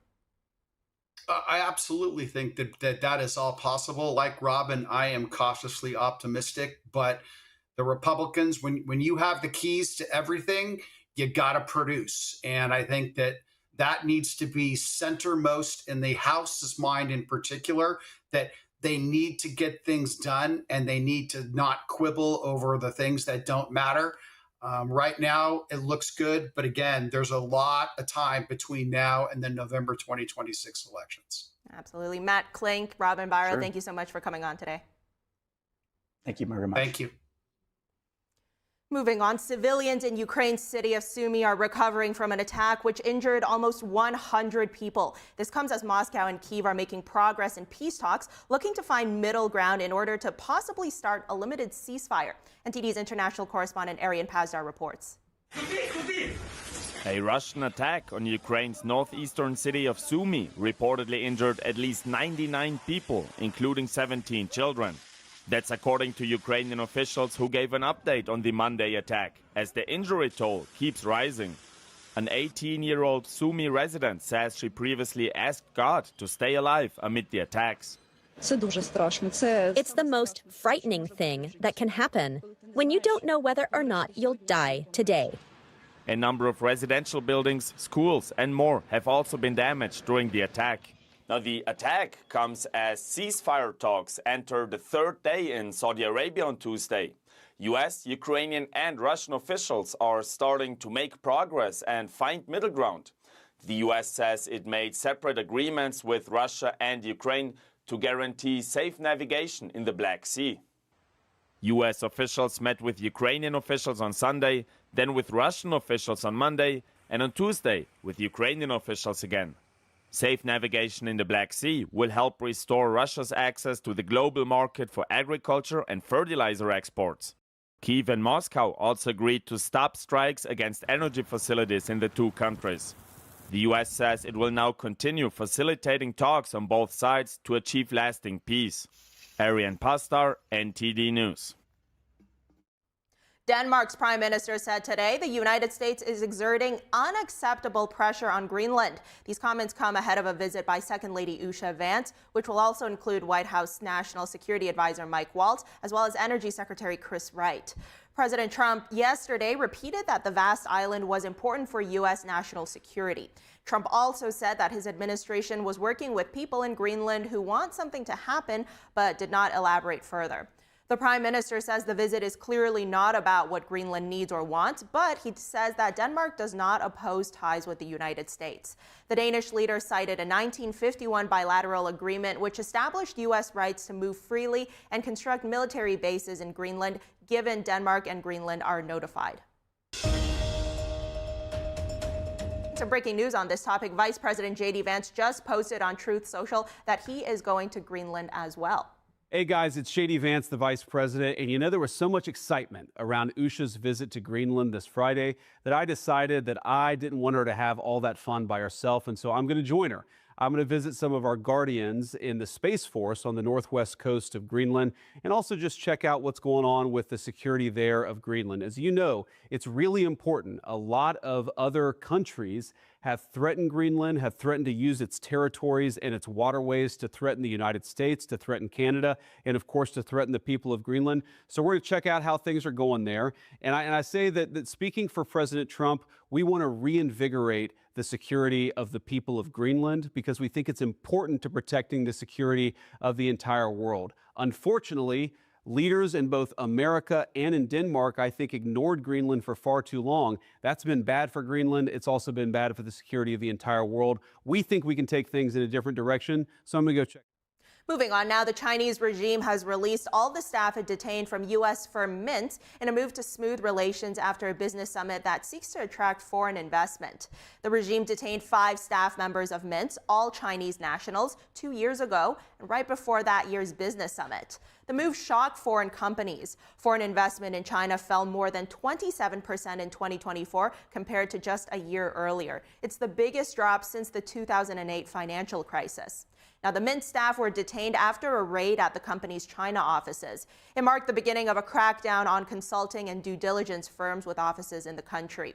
According to a source in an earlier Reuters report, Mint was examining the possible use of forced labor in supply chains linked to China's Xinjiang region at the time the regime arrested its staff. Up next, the European Union has approved the use of insect-based flour in everyday foods. That story and more after this break.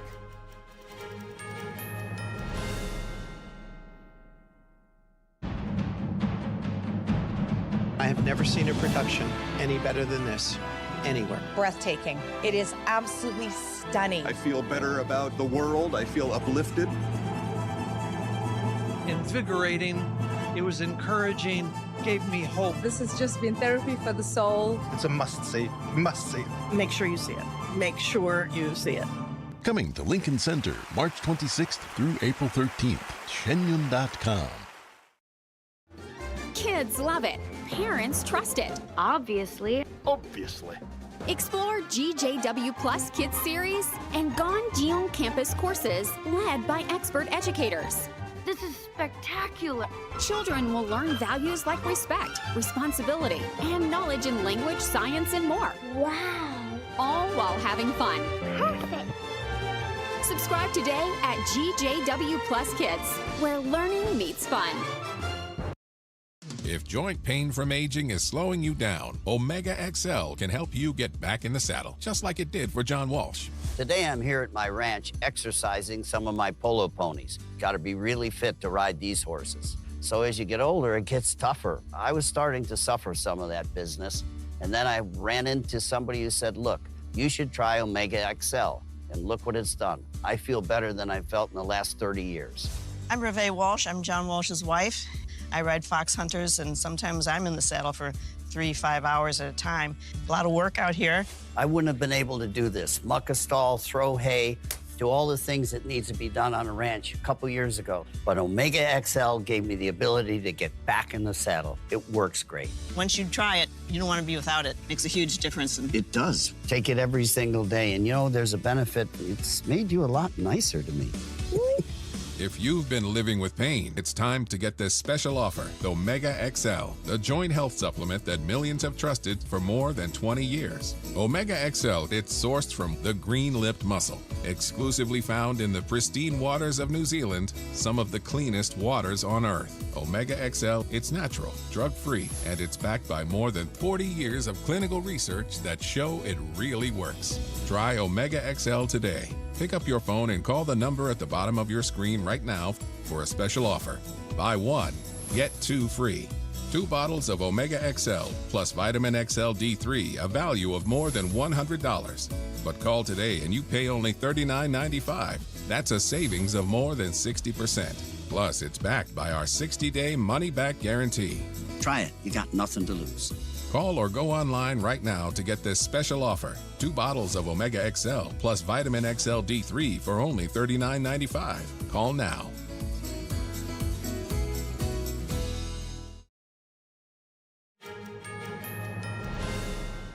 Thanks for staying with us. The European Union has approved the use of insect-based flour in everyday foods. However, this decision has sparked mixed reactions as the idea of eating bugs remains unpopular on the continent. NTD's international correspondent David Vives reports from Paris.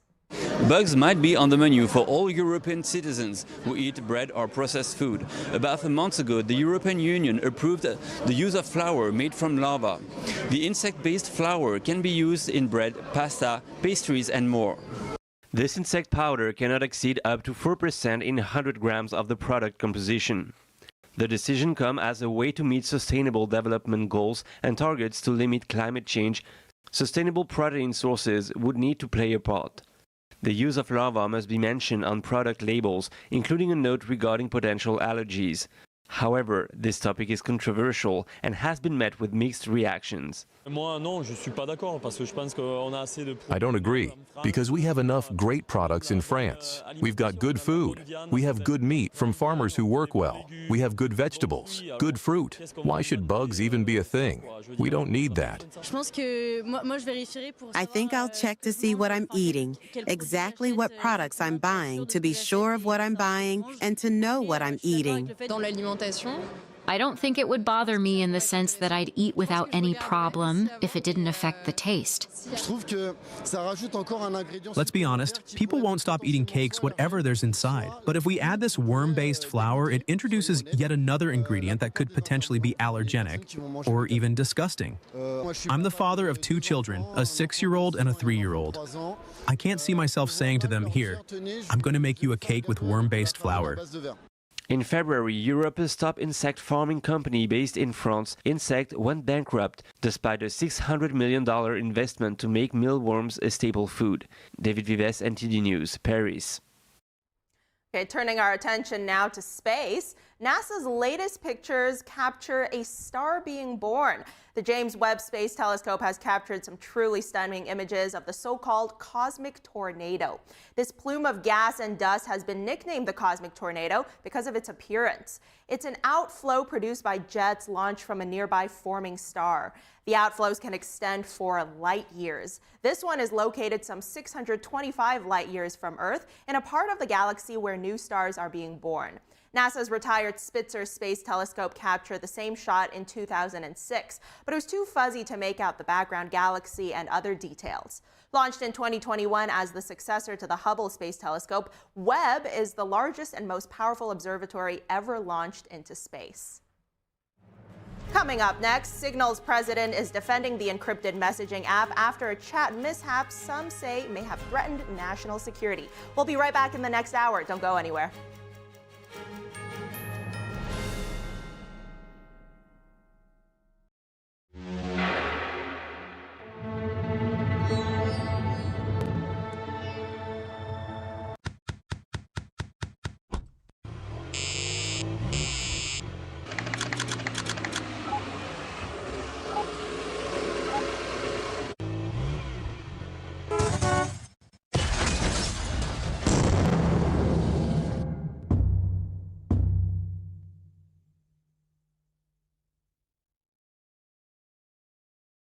Hi, I'm Susan Lucci.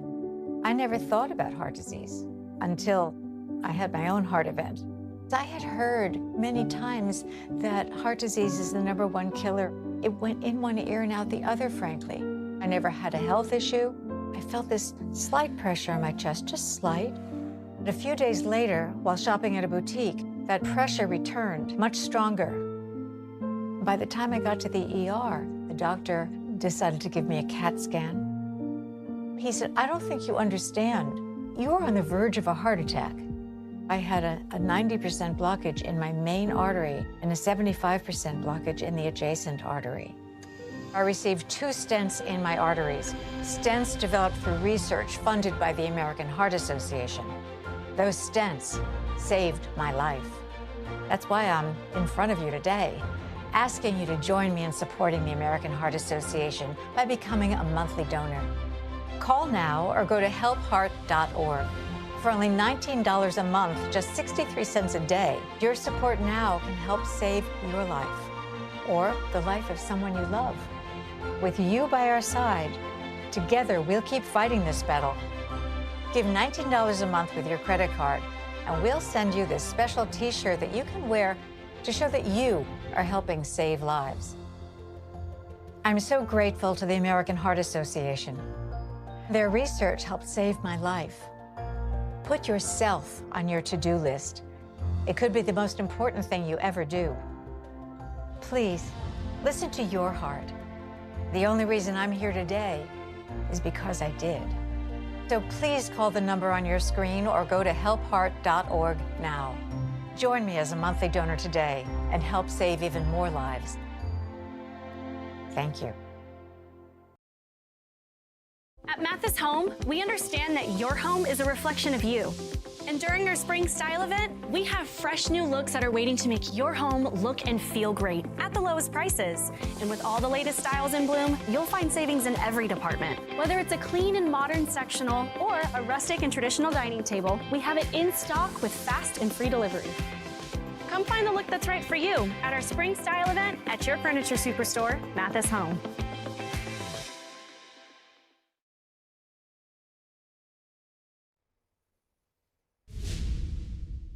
And welcome to NTD Newsroom. I'm Don Ma. Our stories today: for the first time ever, transnational criminal organizations top the list of the worldwide threats assessment from the U.S. intelligence community. NTD's Luis Martinez will bring us the latest. China releases jailed staff of U.S. firm Mint. 5 local staff members can now return home to their families. Cooperating on energy, South Korea is hosting an Alaskan delegation to discuss energy and a multi-billion-dollar pipeline. Signal's president is defending the encrypted messaging app after a chat mishap some say may have threatened national security. 23andMe has gone under. Now the company is looking for a buyer who will become the owner of sensitive DNA data from millions of people.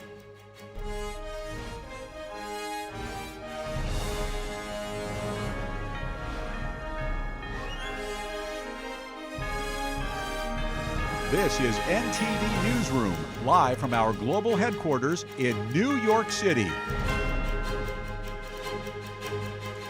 Good afternoon, and thanks for joining us. The Senate Intelligence Committee held its annual Global Threat Assessment hearing with the Trump administration's new chiefs of the intelligence community. Our Washington correspondent, Luis Martinez, has more on this story. As the world became more dangerous in recent years, our intelligence agencies got more politicized, more bureaucratic, and more focused on promulgating opinions rather than gathering facts. After years of drift, the intelligence community must recommit to its core mission of collecting clandestine intelligence from adversaries whose main objective is to destroy our nation and our way of life. For the first time, transnational criminal organizations like cartels and criminal gangs topped the list of threats listed by the intelligence community in their annual Worldwide Threats hearing, followed by the Chinese Communist Party and Iran. Thank you, Mr. Chairman. Mr. Vice Chairman. The witness will suspend.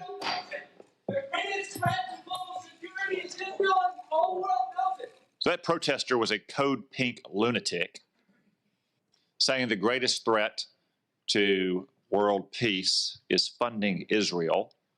I will observe, for the benefit of the audience here and on television, that Code Pink is funded by Communist China as well, which simply illustrates, speak up now if you want to be removed as well, whoever's saying that. Republican senators asked the intelligence chiefs about the nexus in between Russia, North Korea, Iran, and the Chinese Communist Party and transnational criminal organizations, while Democratic senators questioned the intelligence chiefs over reports of alleged mishandling of classified information.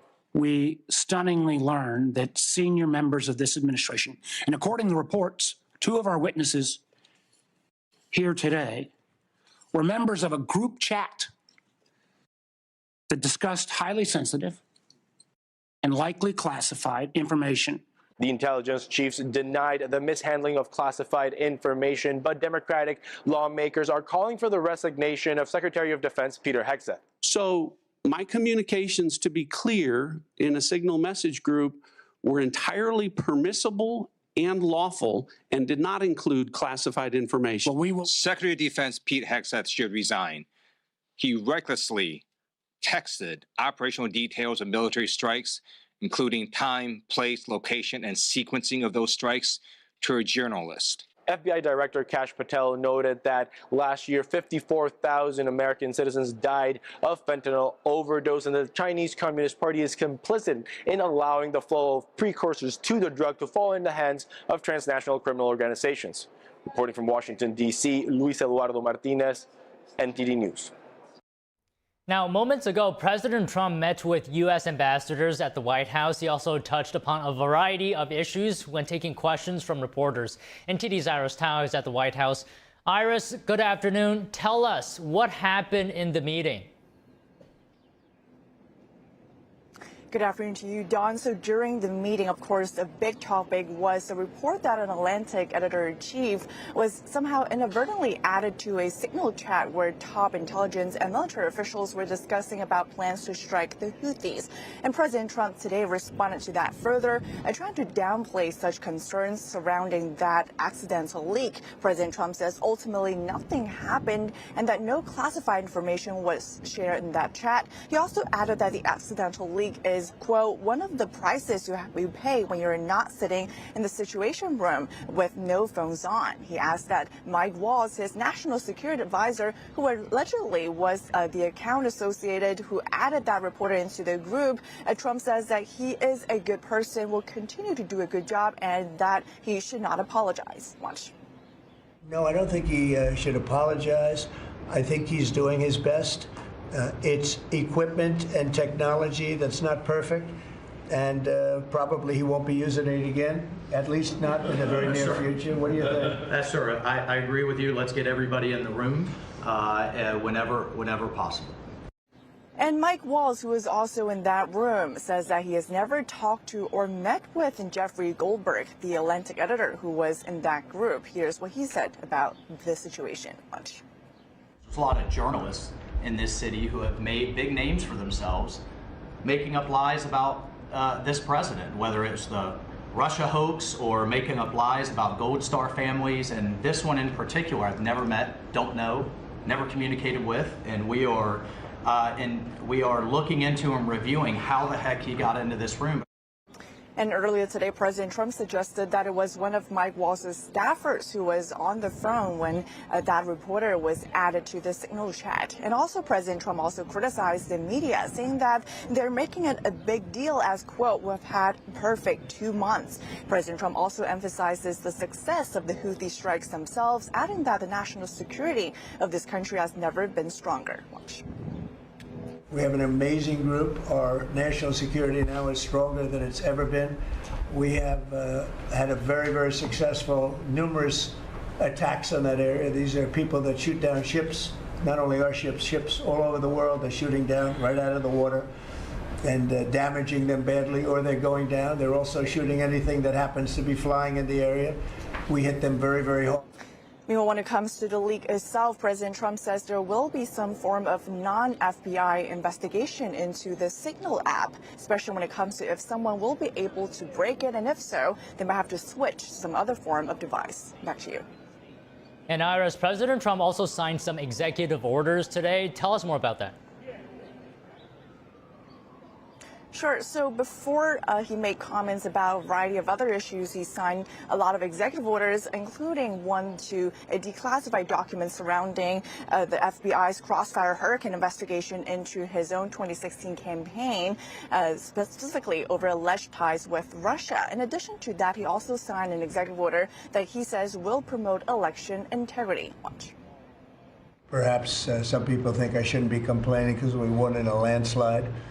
But we got to straighten out our election. This country is so sick because of the election, the fake elections and the bad elections, and we're going to straighten it out one way or the other. And President Trump says there will be some additional steps in the coming weeks to make sure that there's no election fraud going forward. Back to you, Don. All right, Iris, thank you very much. Moving on, today 9 U.S. and Israeli citizens sued pro-Palestinian supporters and organizers at Columbia University. They say the group are acting as a propaganda arm of Hamas. The citizens are victims of Hamas' October 7, 2023 attack on Israel. Some of them are relatives of people murdered or taken hostage. 2 who are affiliated with Columbia University reported mistreatment there. Among those named in the lawsuit is Mahmoud Khalil, a former Columbia grad student who is currently being detained by immigration officials for his involvement as a leader of campus protests. The lawsuit accuses the defendants of coordinating their efforts with Hamas. The Trump administration is extending its mass influx emergency designation, preserving expanded immigration enforcement powers across the country. The extension is set to be published today in the Federal Register. It allows the Department of Homeland Security to continue working with state and local law enforcement during periods of mass illegal border crossings. Homeland Security Secretary Kristi Noem says the designation remains necessary to maintain border security and prevent a surge in crossings. As well, the Trump administration says it is cracking down on illegal immigrants taking advantage of public housing. In a statement yesterday, the Department of Housing and Urban Development and Homeland Security as well announced the establishment of the American Housing Programs for American citizens. And we're here signing a partnership to ensure that the wasteful misappropriations that have been going to assist illegal aliens in our country will no longer go to assist them, but instead to assist the American people.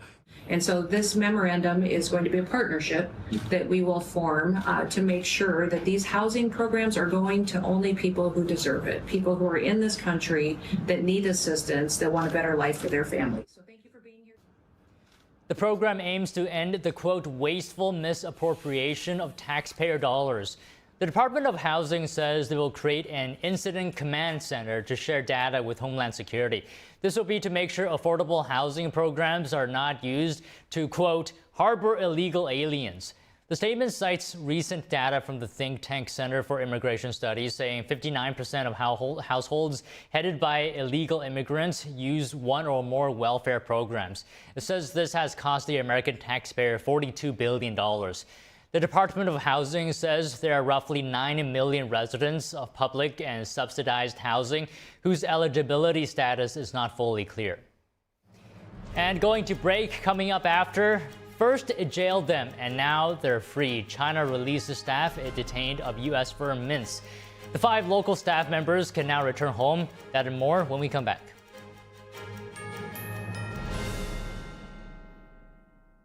Hi, friends. Richard Karn here. Now, I'm known as the guy who can fix just about anything, but the technology in most appliances requires very special training to fix. My point is, even I know when I've met my match, and that's why my family has Choice Home Warranty. So we won't get stuck with high-priced repairs. Choice Home Warranty covers over 25 major home systems and appliances. That's your AC, heating, plumbing, kitchen and laundry appliances, and so much more. Imagine for less than a cup of coffee a day, Choice Home Warranty can help protect you from expensive major system and appliance breakdowns that your homeowner's insurance doesn't cover. But you have to call now before it's too late. Every homeowner should have Choice Home Warranty. Your homeowner's insurance is not going to cover your appliances. Washing machine, dryer, refrigerator, air conditioner. If I had any issues arise, they were able to take care of it immediately. Now, homeowner's insurance won't protect you when your home's major systems and appliances break down due to normal wear and tear. But Choice Home Warranty will. They can help cover repairs and replacements. Choice Home Warranty is the best warranty we've ever used. It would save you so much money in the long run.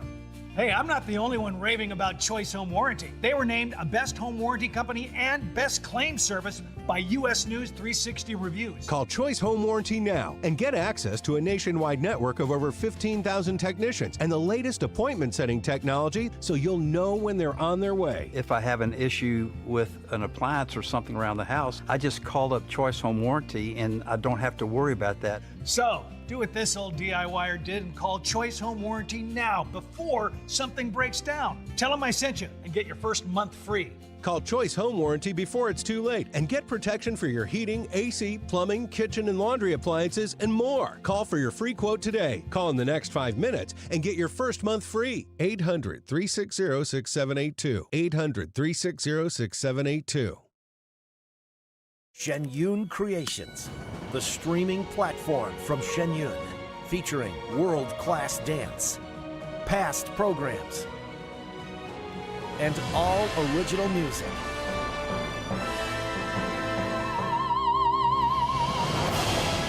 Masterclasses, behind the scenes, comedy, and more. Explore shenyuncreations.com. Discover the ancient secret to vitality and longevity with Puretang Black Ginseng. Crafted from premium 6-year-old Korean ginseng, each root is carefully nurtured for over 2,260 days, undergoing a traditional 9-round handcrafted process of steaming and drying to unlock full potency and absorption. Experience pure natural energy with Puretang Black Ginseng. Order now at puretang.com.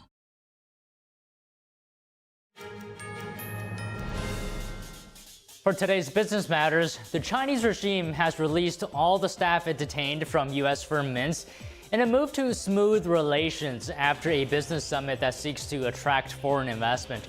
The regime detained 5 staff members of Mintz, all Chinese nationals, 2 years ago, right before that year's business summit. The move shocked foreign companies.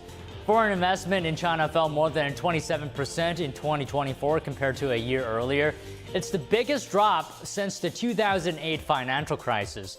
The Mintz staff were detained after a raid at the company's China offices.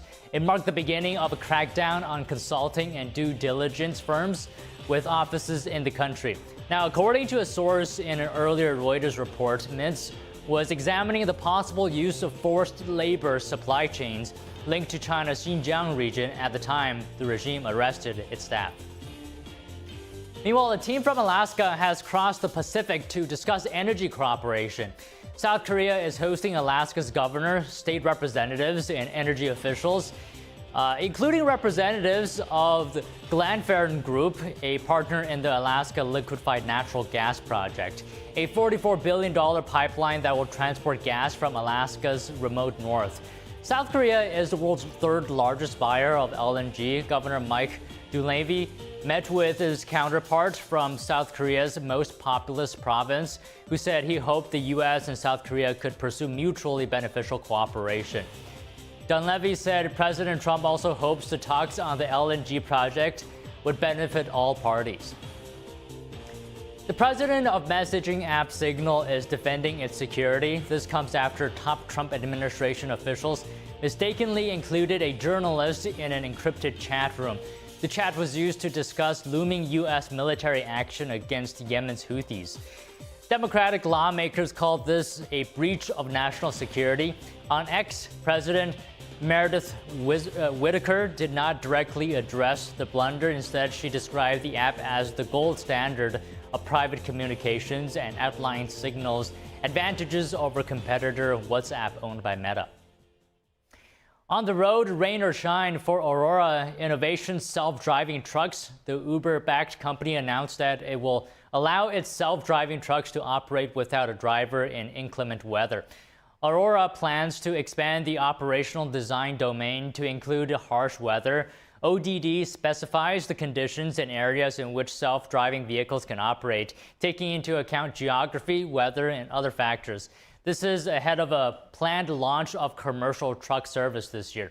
The autonomous trucks are expected to start operating on public roads in Texas, New Mexico, and Arizona. Shoppers appear to be skipping the spice aisle. Spice maker McCormick has reported missing its first quarter profit estimates. The Cholula hot sauce maker has ramped up price cuts on its spices, sauces, and seasonings. This is on top of the increasing investment on promotions. Despite the efforts, the company has been unable to boost demand. Quarterly volume in McCormick's consumer segment is a major revenue contributor, and it rose only 2.6% from a year ago. But prices fell following an increase in the previous year.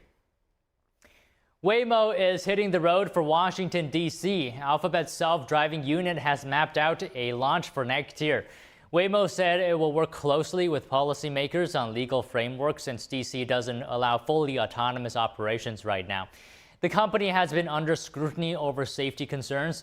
The NTSA opened an investigation last spring after receiving nearly 2 dozens of reports Waymo robotaxis potentially breaking traffic laws and 17 reported accidents.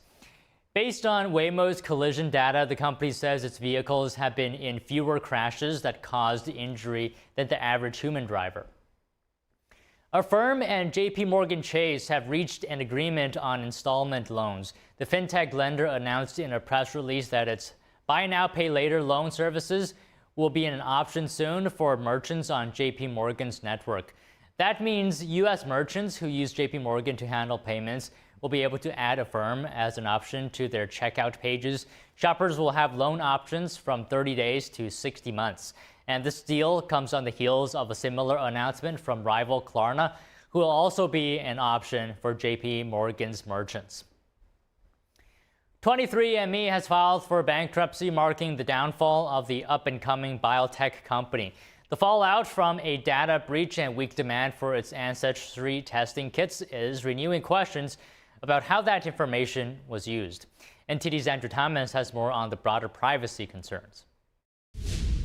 In 2021, 23andMe went public at a $3.5 billion valuation, but a 5-month-long data breach 2 years later exposed the personal data of nearly 7 million customers, a huge blow to the company's reputation. If you think about the way that 23andMe essentially made its money, it was through the acquisition or the collection of really sensitive information. But just because 23andMe has gone bankrupt doesn't mean your personal information has evaporated in cyberspace.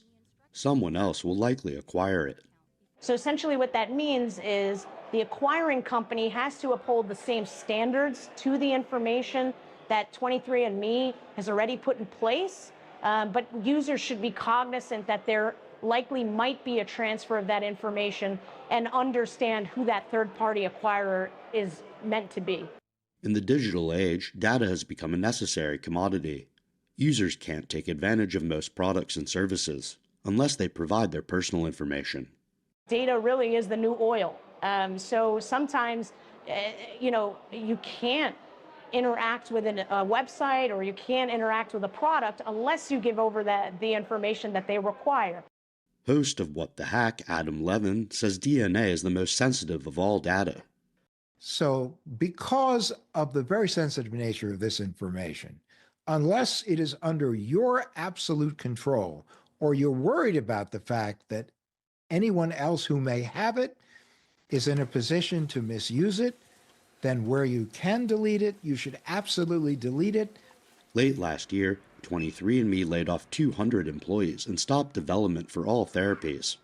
23andMe secured a financing commitment of about $35 million on Sunday and will continue to operate during the sale process.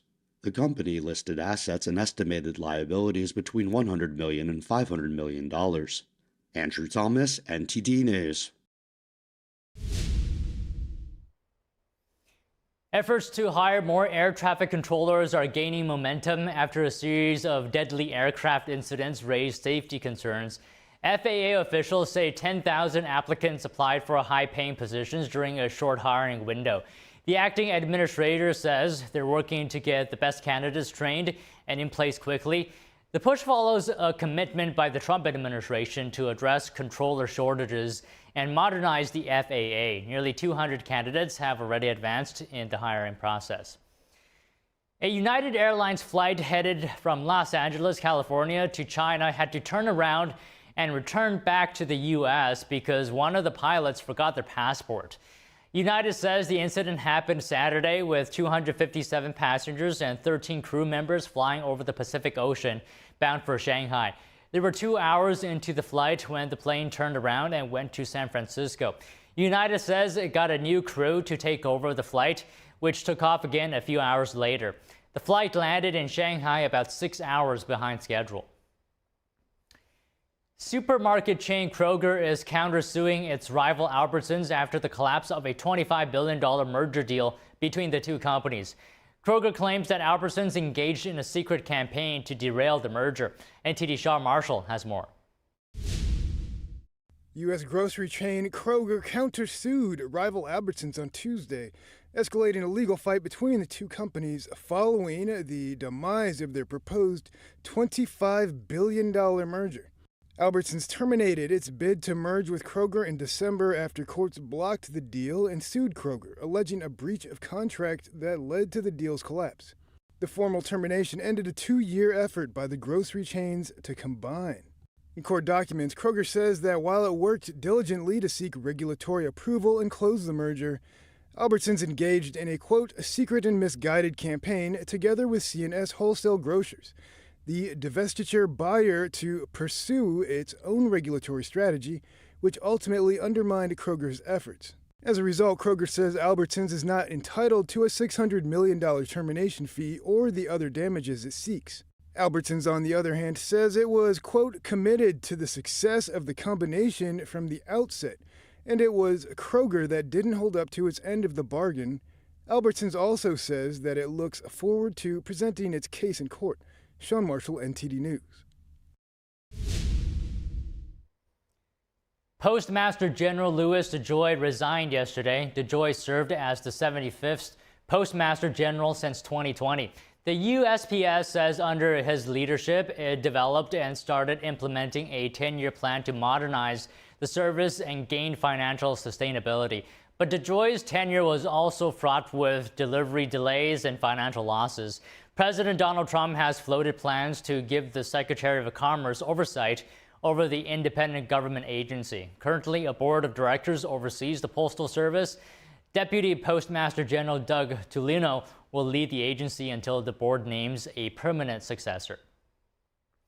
Massachusetts regulators are investigating financial services company Robinhood over its launch of a prediction markets hub. It allows people to bet on everything from basketball games in the NCAA tournaments to the chances the Federal Reserve might cut interest rates. Users can buy and trade financial contracts tied to the outcome of a given event, essentially betting on the outcome. The Secretary of the Commonwealth of Massachusetts sent a subpoena to Robinhood on March 20th. It wants Robinhood to provide information by April 3rd about state residents who request to bet on college sports. State officials also want internal company communications about the hub's launch. Shell has pledged to return more cash to shareholders on the back of higher natural gas sales, mainly via buybacks. The company is also trimming its investments through 2028 and raising the prospect of selling or closing some of its chemical assets. Here's more. Shell increased its shareholder distribution policy on Tuesday to 40 to 50% of cash flow from operations, with a focus on share buybacks. It also lowered its annual investment budget to a $20 to $22 billion range through to 2028. The world's biggest liquefied natural gas trader said it wants to grow LNG sales by 4 to 5% each year in the next 5 years, while keeping its oil output stable at 1.4 million barrels per day. Shell estimates that global demand for liquefied natural gas to rise by around 60% by 2040. That's largely driven by economic growth in Asia, the impact of artificial intelligence, and efforts to cut emissions in heavy industries and transportation. The oil major has a $3.5 billion buyback for the current quarter, making this the 13th consecutive quarter of at least $3 billion of share repurchases. Shell spent around $8 billion by the end of last year on low-carbon solutions, set for 2023 to 2025. It said by the end of the decade it would have up to 10% of its capital employed, which measures the sum of total equity and debt in low-carbon platforms. A Shell spokesperson declined to give an investment figure for its low-carbon businesses beyond 2025. And a new survey shows Americans' faith in the economy continues to drop. The Conference Board said in its latest survey that consumer confidence this month slid to a reading of 92.9, and that's the lowest since January 2021. The survey showed Americans are expecting higher inflation this year, and more are also predicting the economy will slip into a recession. The combination of weakening growth and accelerating inflation resembles stagflation. Federal Reserve officials also see the U.S. economy trending in that direction. Charlie Brown, Snoopy, and the whole Peanuts gang are coming to Starbucks. It's part of a global partnership between the coffee giant and the Peanuts brand. It's featuring a new Snoopy persona, Joe Kind Snoopy, and celebrates kindness, coffee, and community. The Peanuts-inspired limited edition merch includes a cold cup, ceramic mug, and stainless steel tumbler. Prices range from $17.95 to $29.95. They'll be available at participating Starbucks coffee shops across the U.S. while supplies last. South Korea's Hyundai Steel says it will invest billions along with Hyundai Motor Group to build a steel plant in Louisiana. Here's more. South Korea's Hyundai Steel will invest $5.8 billion along with Hyundai Motor Group to build a steel plant in the U.S. state of Louisiana. The company says it will have an annual capacity of 2.7 million tons. Hyundai Steel shares initially jumped more than 5% on the news, but reversed early gains to end 7% lower as US President Donald Trump praised the company's plan. Hyundai Steel's proposed new US steel plant is part of Hyundai Motor Group's plan to invest $21 billion in the US. The move is seen as an effort by Hyundai to shield itself from US tariffs on steel and cars, but it's not clear whether this will help secure exemptions for Hyundai and South Korea. Trump has threatened to impose reciprocal tariffs on numerous countries on April the 2nd, and potentially targeting South Korea that has a large trade surplus with the US. Shares in Hyundai Motor and affiliate Kia, which are expected to source steel from the proposed factory, rallied. Hyundai Motor shares ended up 3.3% and Kia closed up 2.1%. Analysts, though, have expressed concerns about how Hyundai Steel, which has billions of dollars of debt, would fund the construction of the factory. And joining us now to talk about some easy-to-fix common mistakes that credit card holders are making is Ted Rossman, Senior Industry Analyst at Bankrate. Ted, good to see you. Thanks for coming on. So, according to a new Bankrate survey, it shows that among credit card holders carrying a balance month to month, about 72% are still making an effort to earn credit card rewards. Is this something to avoid? Talk to us. The reason this is such a big mistake is because credit card interest rates far outweigh the value of the rewards that you're earning. The average credit card charge is about 20%, and a typical rewards payout is something like 2% if we were to benchmark an average. Sometimes it's a little higher depending on the category, but if you're getting a blended average of about 2% back in terms of cashback or airline miles, that's pretty good. That's a lot less than the 20% annual percentage rate that a lot of people are paying. So that's why I say if you have credit card debt, no shame, a lot of people do. In fact, it's almost half of cardholders. Knock out that debt first before chasing rewards. And what would you say to someone who believes their rewards earnings are offsetting their interest payments? The math just doesn't work out. I realize that 20% is annualized and the 2% or so in rewards is something you get right away, but you're still upside down if you're carrying a balance for any length of time. It really makes sense to seek out the lowest interest rate possible if you have credit card debt. You can get a 0% balance transfer card for up to 24 months. A lot of the best balance transfer cards don't offer rewards, But in this case, your reward is the 0% promotional rate, and it's the opportunity to get out of debt quicker at a greatly reduced cost. So if you have credit card debt, look into things like the US Bank Shield Visa, the Citi Simplicity, the Wells Fargo Reflect. Those are 3 of the longest balance transfer terms on the market. But are there any cases where carrying a balance and earning rewards might make sense? Carrying a balance is really never a good thing as far as the interest charges you're racking up. It's not as good for your credit score either, but really interest is the big consideration. This is why people say credit cards are like power tools. They could be really useful or dangerous depending on how you use them. And it is roughly half and half. 56% of cardholders pay in full every month. And for them, they should go for rewards. That's free money. I mean, as long as you're avoiding interest, it's all gravy. But for those 44% who are carrying debt, it's really important to prioritize your payoff efforts. Credit card rates are so much higher than most other forms of debt. This is the priciest debt for most U.S. households. And Ted, what would you say is a good rule of thumb for deciding whether a purchase is worth putting on a credit card for rewards? Ideally, you would use credit like debit, meaning that you pay in full, you don't owe interest. Credit cards have better rewards programs than debit. They have more buyer protections. There's a lot to like if you're paying in full. For someone with credit card debt, we talked about how 0% balance transfer cards can be really beneficial. Nonprofit credit counseling is another good option. Reputable groups like Money Management International can help you out. But if you have debt, consider sticking to cash or debit as you pay it off. Don't dig the hole any deeper. That's really one of the best tips for those balance transfer cards is don't add new purchases. Just divide what you owe by the number of months in your 0% term and try to stick to that. Okay, other than this mistake, are there any other common mistakes that you'd like to talk to us about? Definitely chasing rewards when in debt is a big mistake.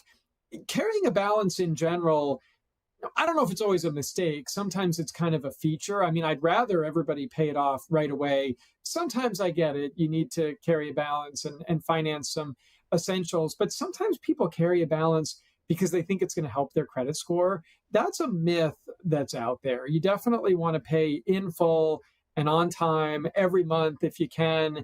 If you do hit a bit of a rough patch with your finances and you need to carry debt for a time, that's when you should seek help like a balance transfer card or like nonprofit credit counseling, or also consider other ways to pay it off. Maybe take on a side hustle or cut your expenses. It's hard to build wealth when you're paying 20% interest for any length of time. Can you elaborate on that? Do you have any more advice for getting a credit card balance back down to zero? I love this balance transfer approach. If we go a little bit deeper on that, the average credit card balance is around $6,000. So that sounds like a lot, but if you were to divide that by 24 months, which you can get interest free on a card like the US Bank Shield Visa, now all of a sudden you're talking a few $100s a month in payments. And you really just try to stick to that level payment plan.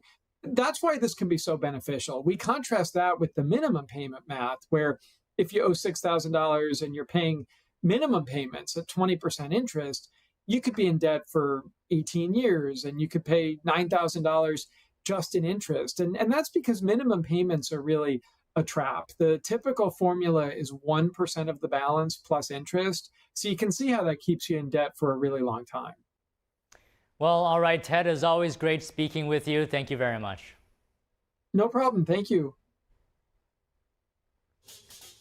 Next, the NASDAQ ended higher today with Apple rising and Nvidia dipping as investors assess consumer sentiment data and bet on a more flexible trade policy stance from the Trump administration next week.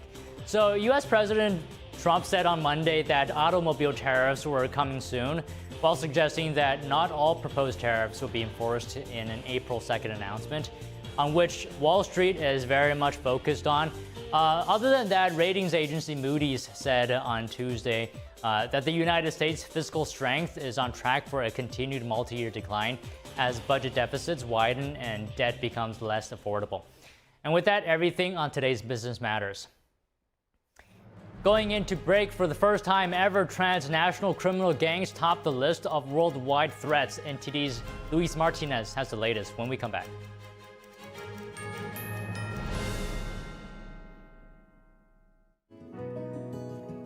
Looking for a healthy and smooth-tasting brew? Drop by Days Coffee Roasters today and explore our wide selection of specialty-grade, small-batch roasted coffee.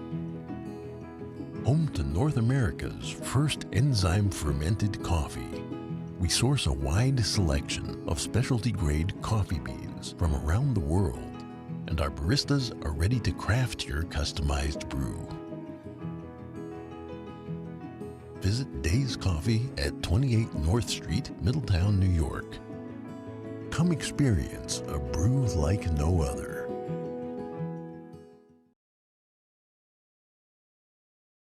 Hi, I'm Susan Lucci.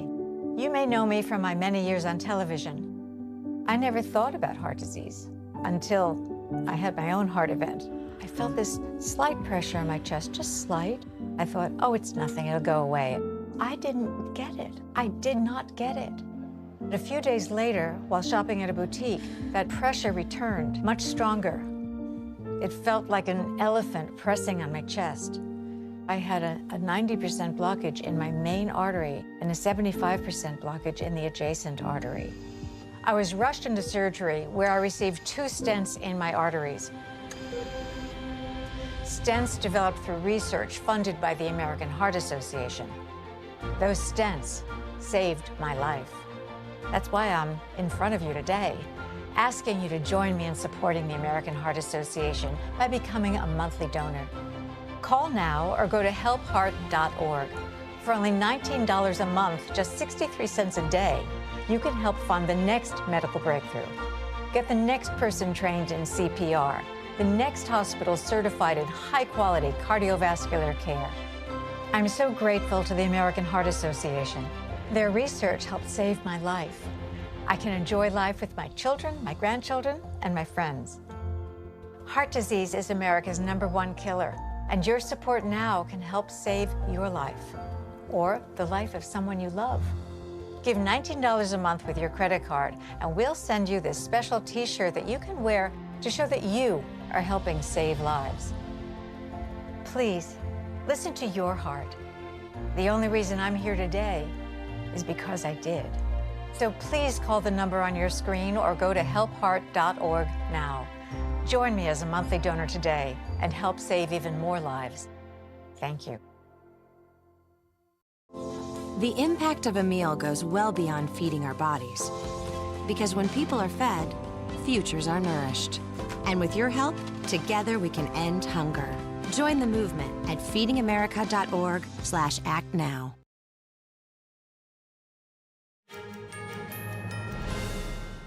Welcome back. While national security remains a focus on Capitol Hill, what are the biggest security challenges facing our country in the minds of everyday Americans? NTD's Sam Wong was out on the National Mall in D.C. to hear from the people.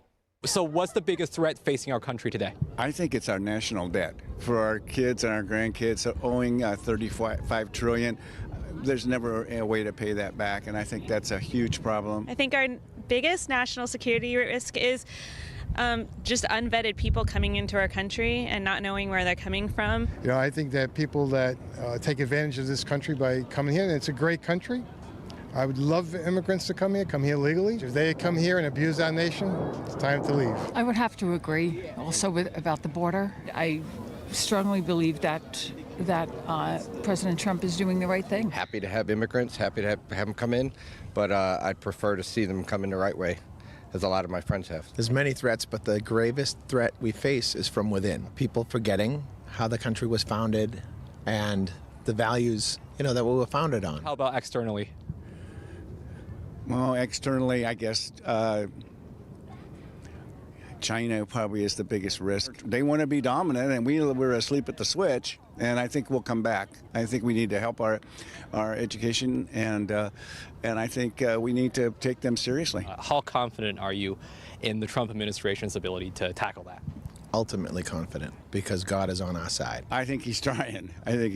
But it's hard. He's not king. And there's a lot of people opposing him, and I don't know why. The border definitely, and I'm glad that President Trump's in charge with Tom Homan and getting it straight and getting it right. I think he's doing a lot better than what we've had. Immigration is already down. I mean, I want to say illegal immigration is already down, at least according to what I've read. I feel pretty confident. I think we have some great people who are now leading those different departments, and I think they have a different focus than what has been. And so sometimes change is good, and we can see after the next 4 years and reevaluate. Civilians in Ukraine's city of Sumy are recovering from an attack which injured almost 100 people. And this comes as Moscow and Kyiv are making progress in peace talks, looking to find a middle ground to possibly start a limited ceasefire. NTD's international correspondent Arian Pastor has the update on Ukraine. A Russian attack on Ukraine's northeastern city of Sumy reportedly injured at least 99 people, including 17 children. That's according to Ukrainian officials who gave an update on the Monday attack, as the injury toll keeps rising. An 18-year-old Sumy resident says she previously asked God to stay alive amid the attacks. It's the most frightening thing that can happen when you don't know whether or not you'll die today. A number of residential buildings, schools and more have also been damaged during the attack. Now, the attack comes as ceasefire talks enter the third day in Saudi Arabia on Tuesday. US, Ukrainian and Russian officials are starting to make progress and find middle ground. The US says it made separate agreements with Russia and Ukraine to guarantee safe navigation in the Black Sea. US officials met with Ukrainian officials on Sunday, then with Russian officials on Monday, and on Tuesday with Ukrainian officials again. Safe navigation in the Black Sea will help restore Russia's access to the global market for agriculture and fertilizer exports. Kyiv and Moscow also agreed to stop strikes against energy facilities in the two countries. The US says it will now continue facilitating talks on both sides to achieve lasting peace. Arian Pastar, NTD News. Elon Musk says members of the Department of Government Efficiency face daily death threats amid their work on massive federal budget cuts. Meanwhile, investigations are underway into multiple attacks on Tesla facilities across the country. Here's what we know. He supported me in the election.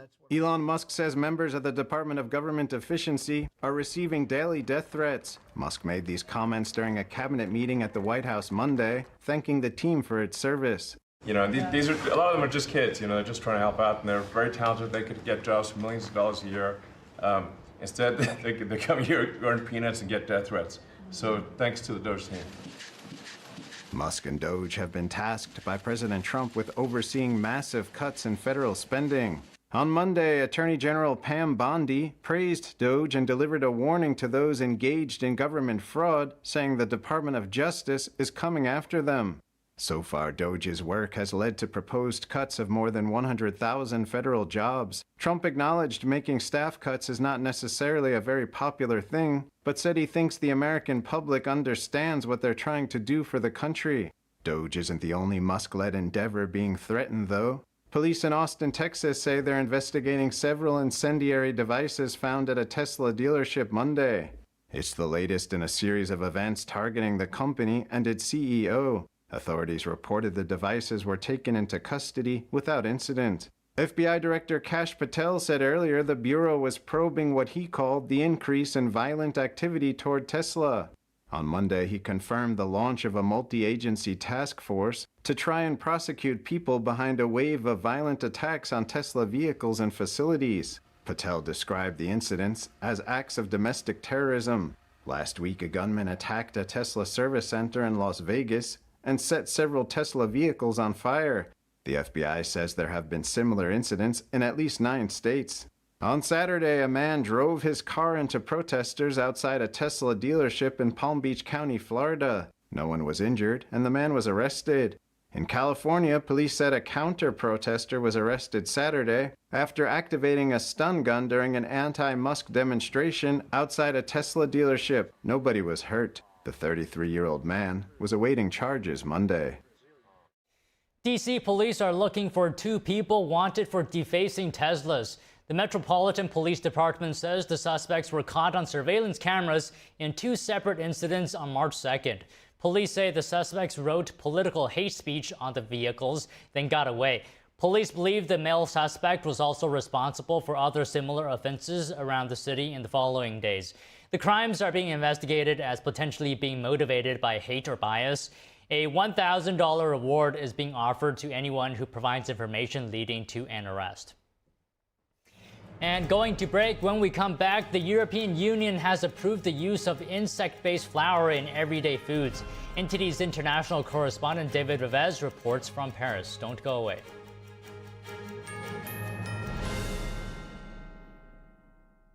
Looking to refresh the style in your home?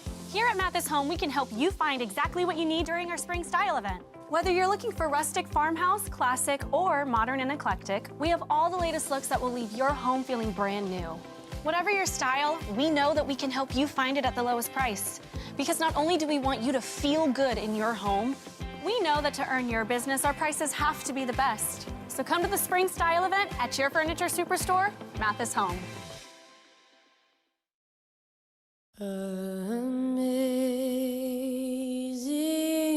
grace, how sweet the sound that saved a wretch like me. I once was lost, but now I'm found.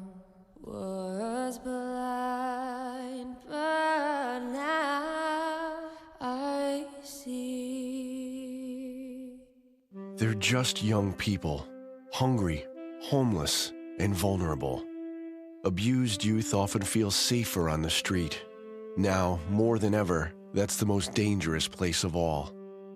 Covenant House is helping young adults facing homelessness. We're providing safe shelter to thousands, but the need is overwhelming, and no young person is ever turned away. Please call or go online now with your gift of $19 a month to help a young person. You'll provide safe shelter, hot meals, and medical care. Your gift will show them they're loved. Homeless young people are afraid and alone with nowhere else to turn.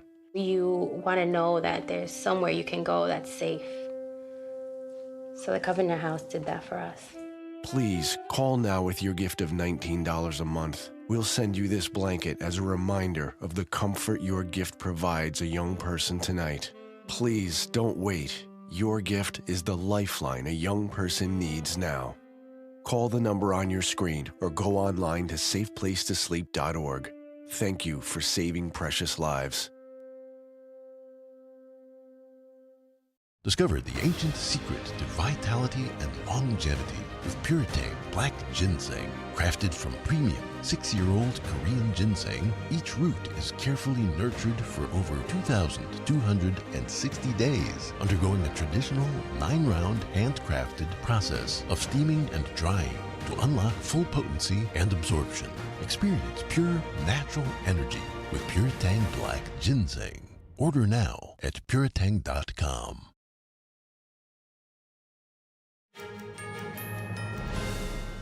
Thanks for staying with us. The European Union has approved the use of insect-based flour in everyday foods. However, the decision has sparked mixed reactions as the idea of eating bugs remain unpopular on the continent. NTD's international correspondent David Revez reports from Paris. Bugs might be on the menu for all European citizens who eat bread or processed food. About a month ago, the European Union approved the use of flour made from larvae. The insect-based flour can be used in bread, pasta, pastries and more.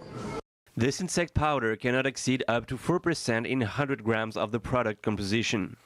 The decision comes as a way to meet sustainable development goals and targets to limit climate change. Sustainable protein sources would need to play a part. The use of larvae must be mentioned on product labels, including a note regarding potential allergies.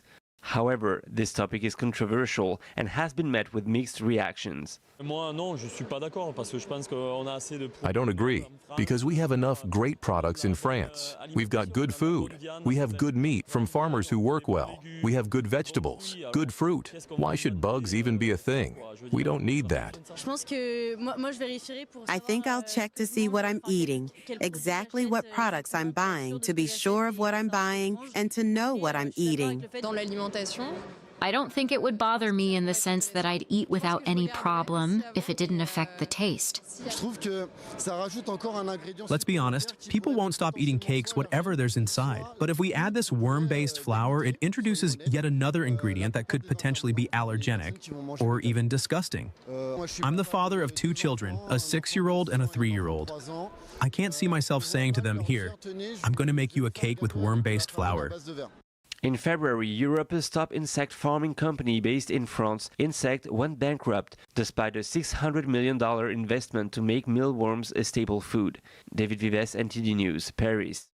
West Virginia has become the first state in the country to ban certain artificial food dyes over health concerns. Governor Patrick Morrisey yesterday signed a law to prohibit some food dyes in school lunches. Morrisey said on social media West Virginia ranks at the bottom of many public health metrics, which is why there's no better place to lead the Make America Healthy Again mission. He also thanked Health and Human Services Secretary Robert F. Kennedy Jr. and the Trump administration. The food additives on the list will no longer be used in any meal served in a school nutrition program starting August 1st. The law also aims to take on these additives long-term, starting January 1st, 2028. The banned dyes, as well as 2 types of preservatives, must not be used in any drugs or food items for sale across the state.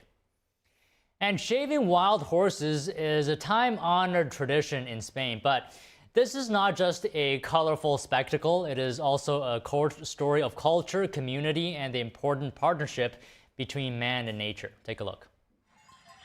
These wild horses are guided down from the Spanish mountains into an enclosure. The tradition of Rapa das Bestas, or the shaving of the wild horses, is about to begin. Once inside the fold, ailotadores, or wrestlers, grapple with the horses to trim their manes, tag and vaccinate them. They say this practice not only maintains the health of the animals by preventing parasites, but also preserves a tradition deeply embedded in Galician heritage.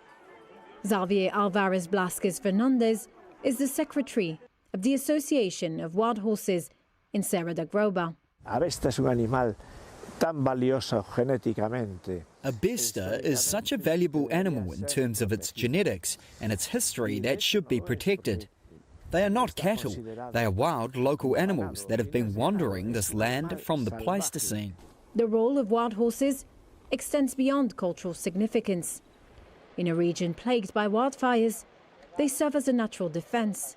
By constantly grazing and trimming undergrowth, these, quote, clearing machines manage vegetation growth, reducing the risk of wildfires. In September, San Colmedi was spared from destruction, thanks in part to grazing.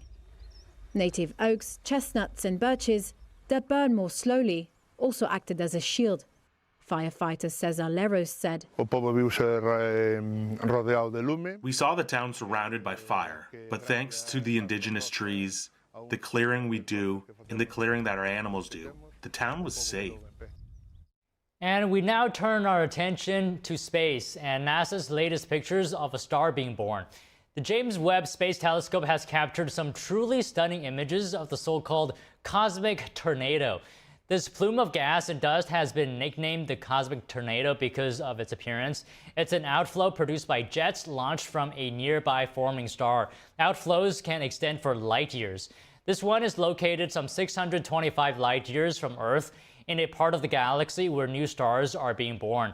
NASA's retired Spitzer Space Telescope captured the same shot in 2006, but it was too fuzzy to make out the background galaxy and other details. Launched in 2021 as the successor to the Hubble Space Telescope, Webb is the largest and most powerful observatory ever launched into space. And that's it for today. Thank you for watching NTD Newsroom. I'm Don Ma. Stay with us for NTD Evening News at 6 p.m. Eastern Time, 3 p.m. Pacific.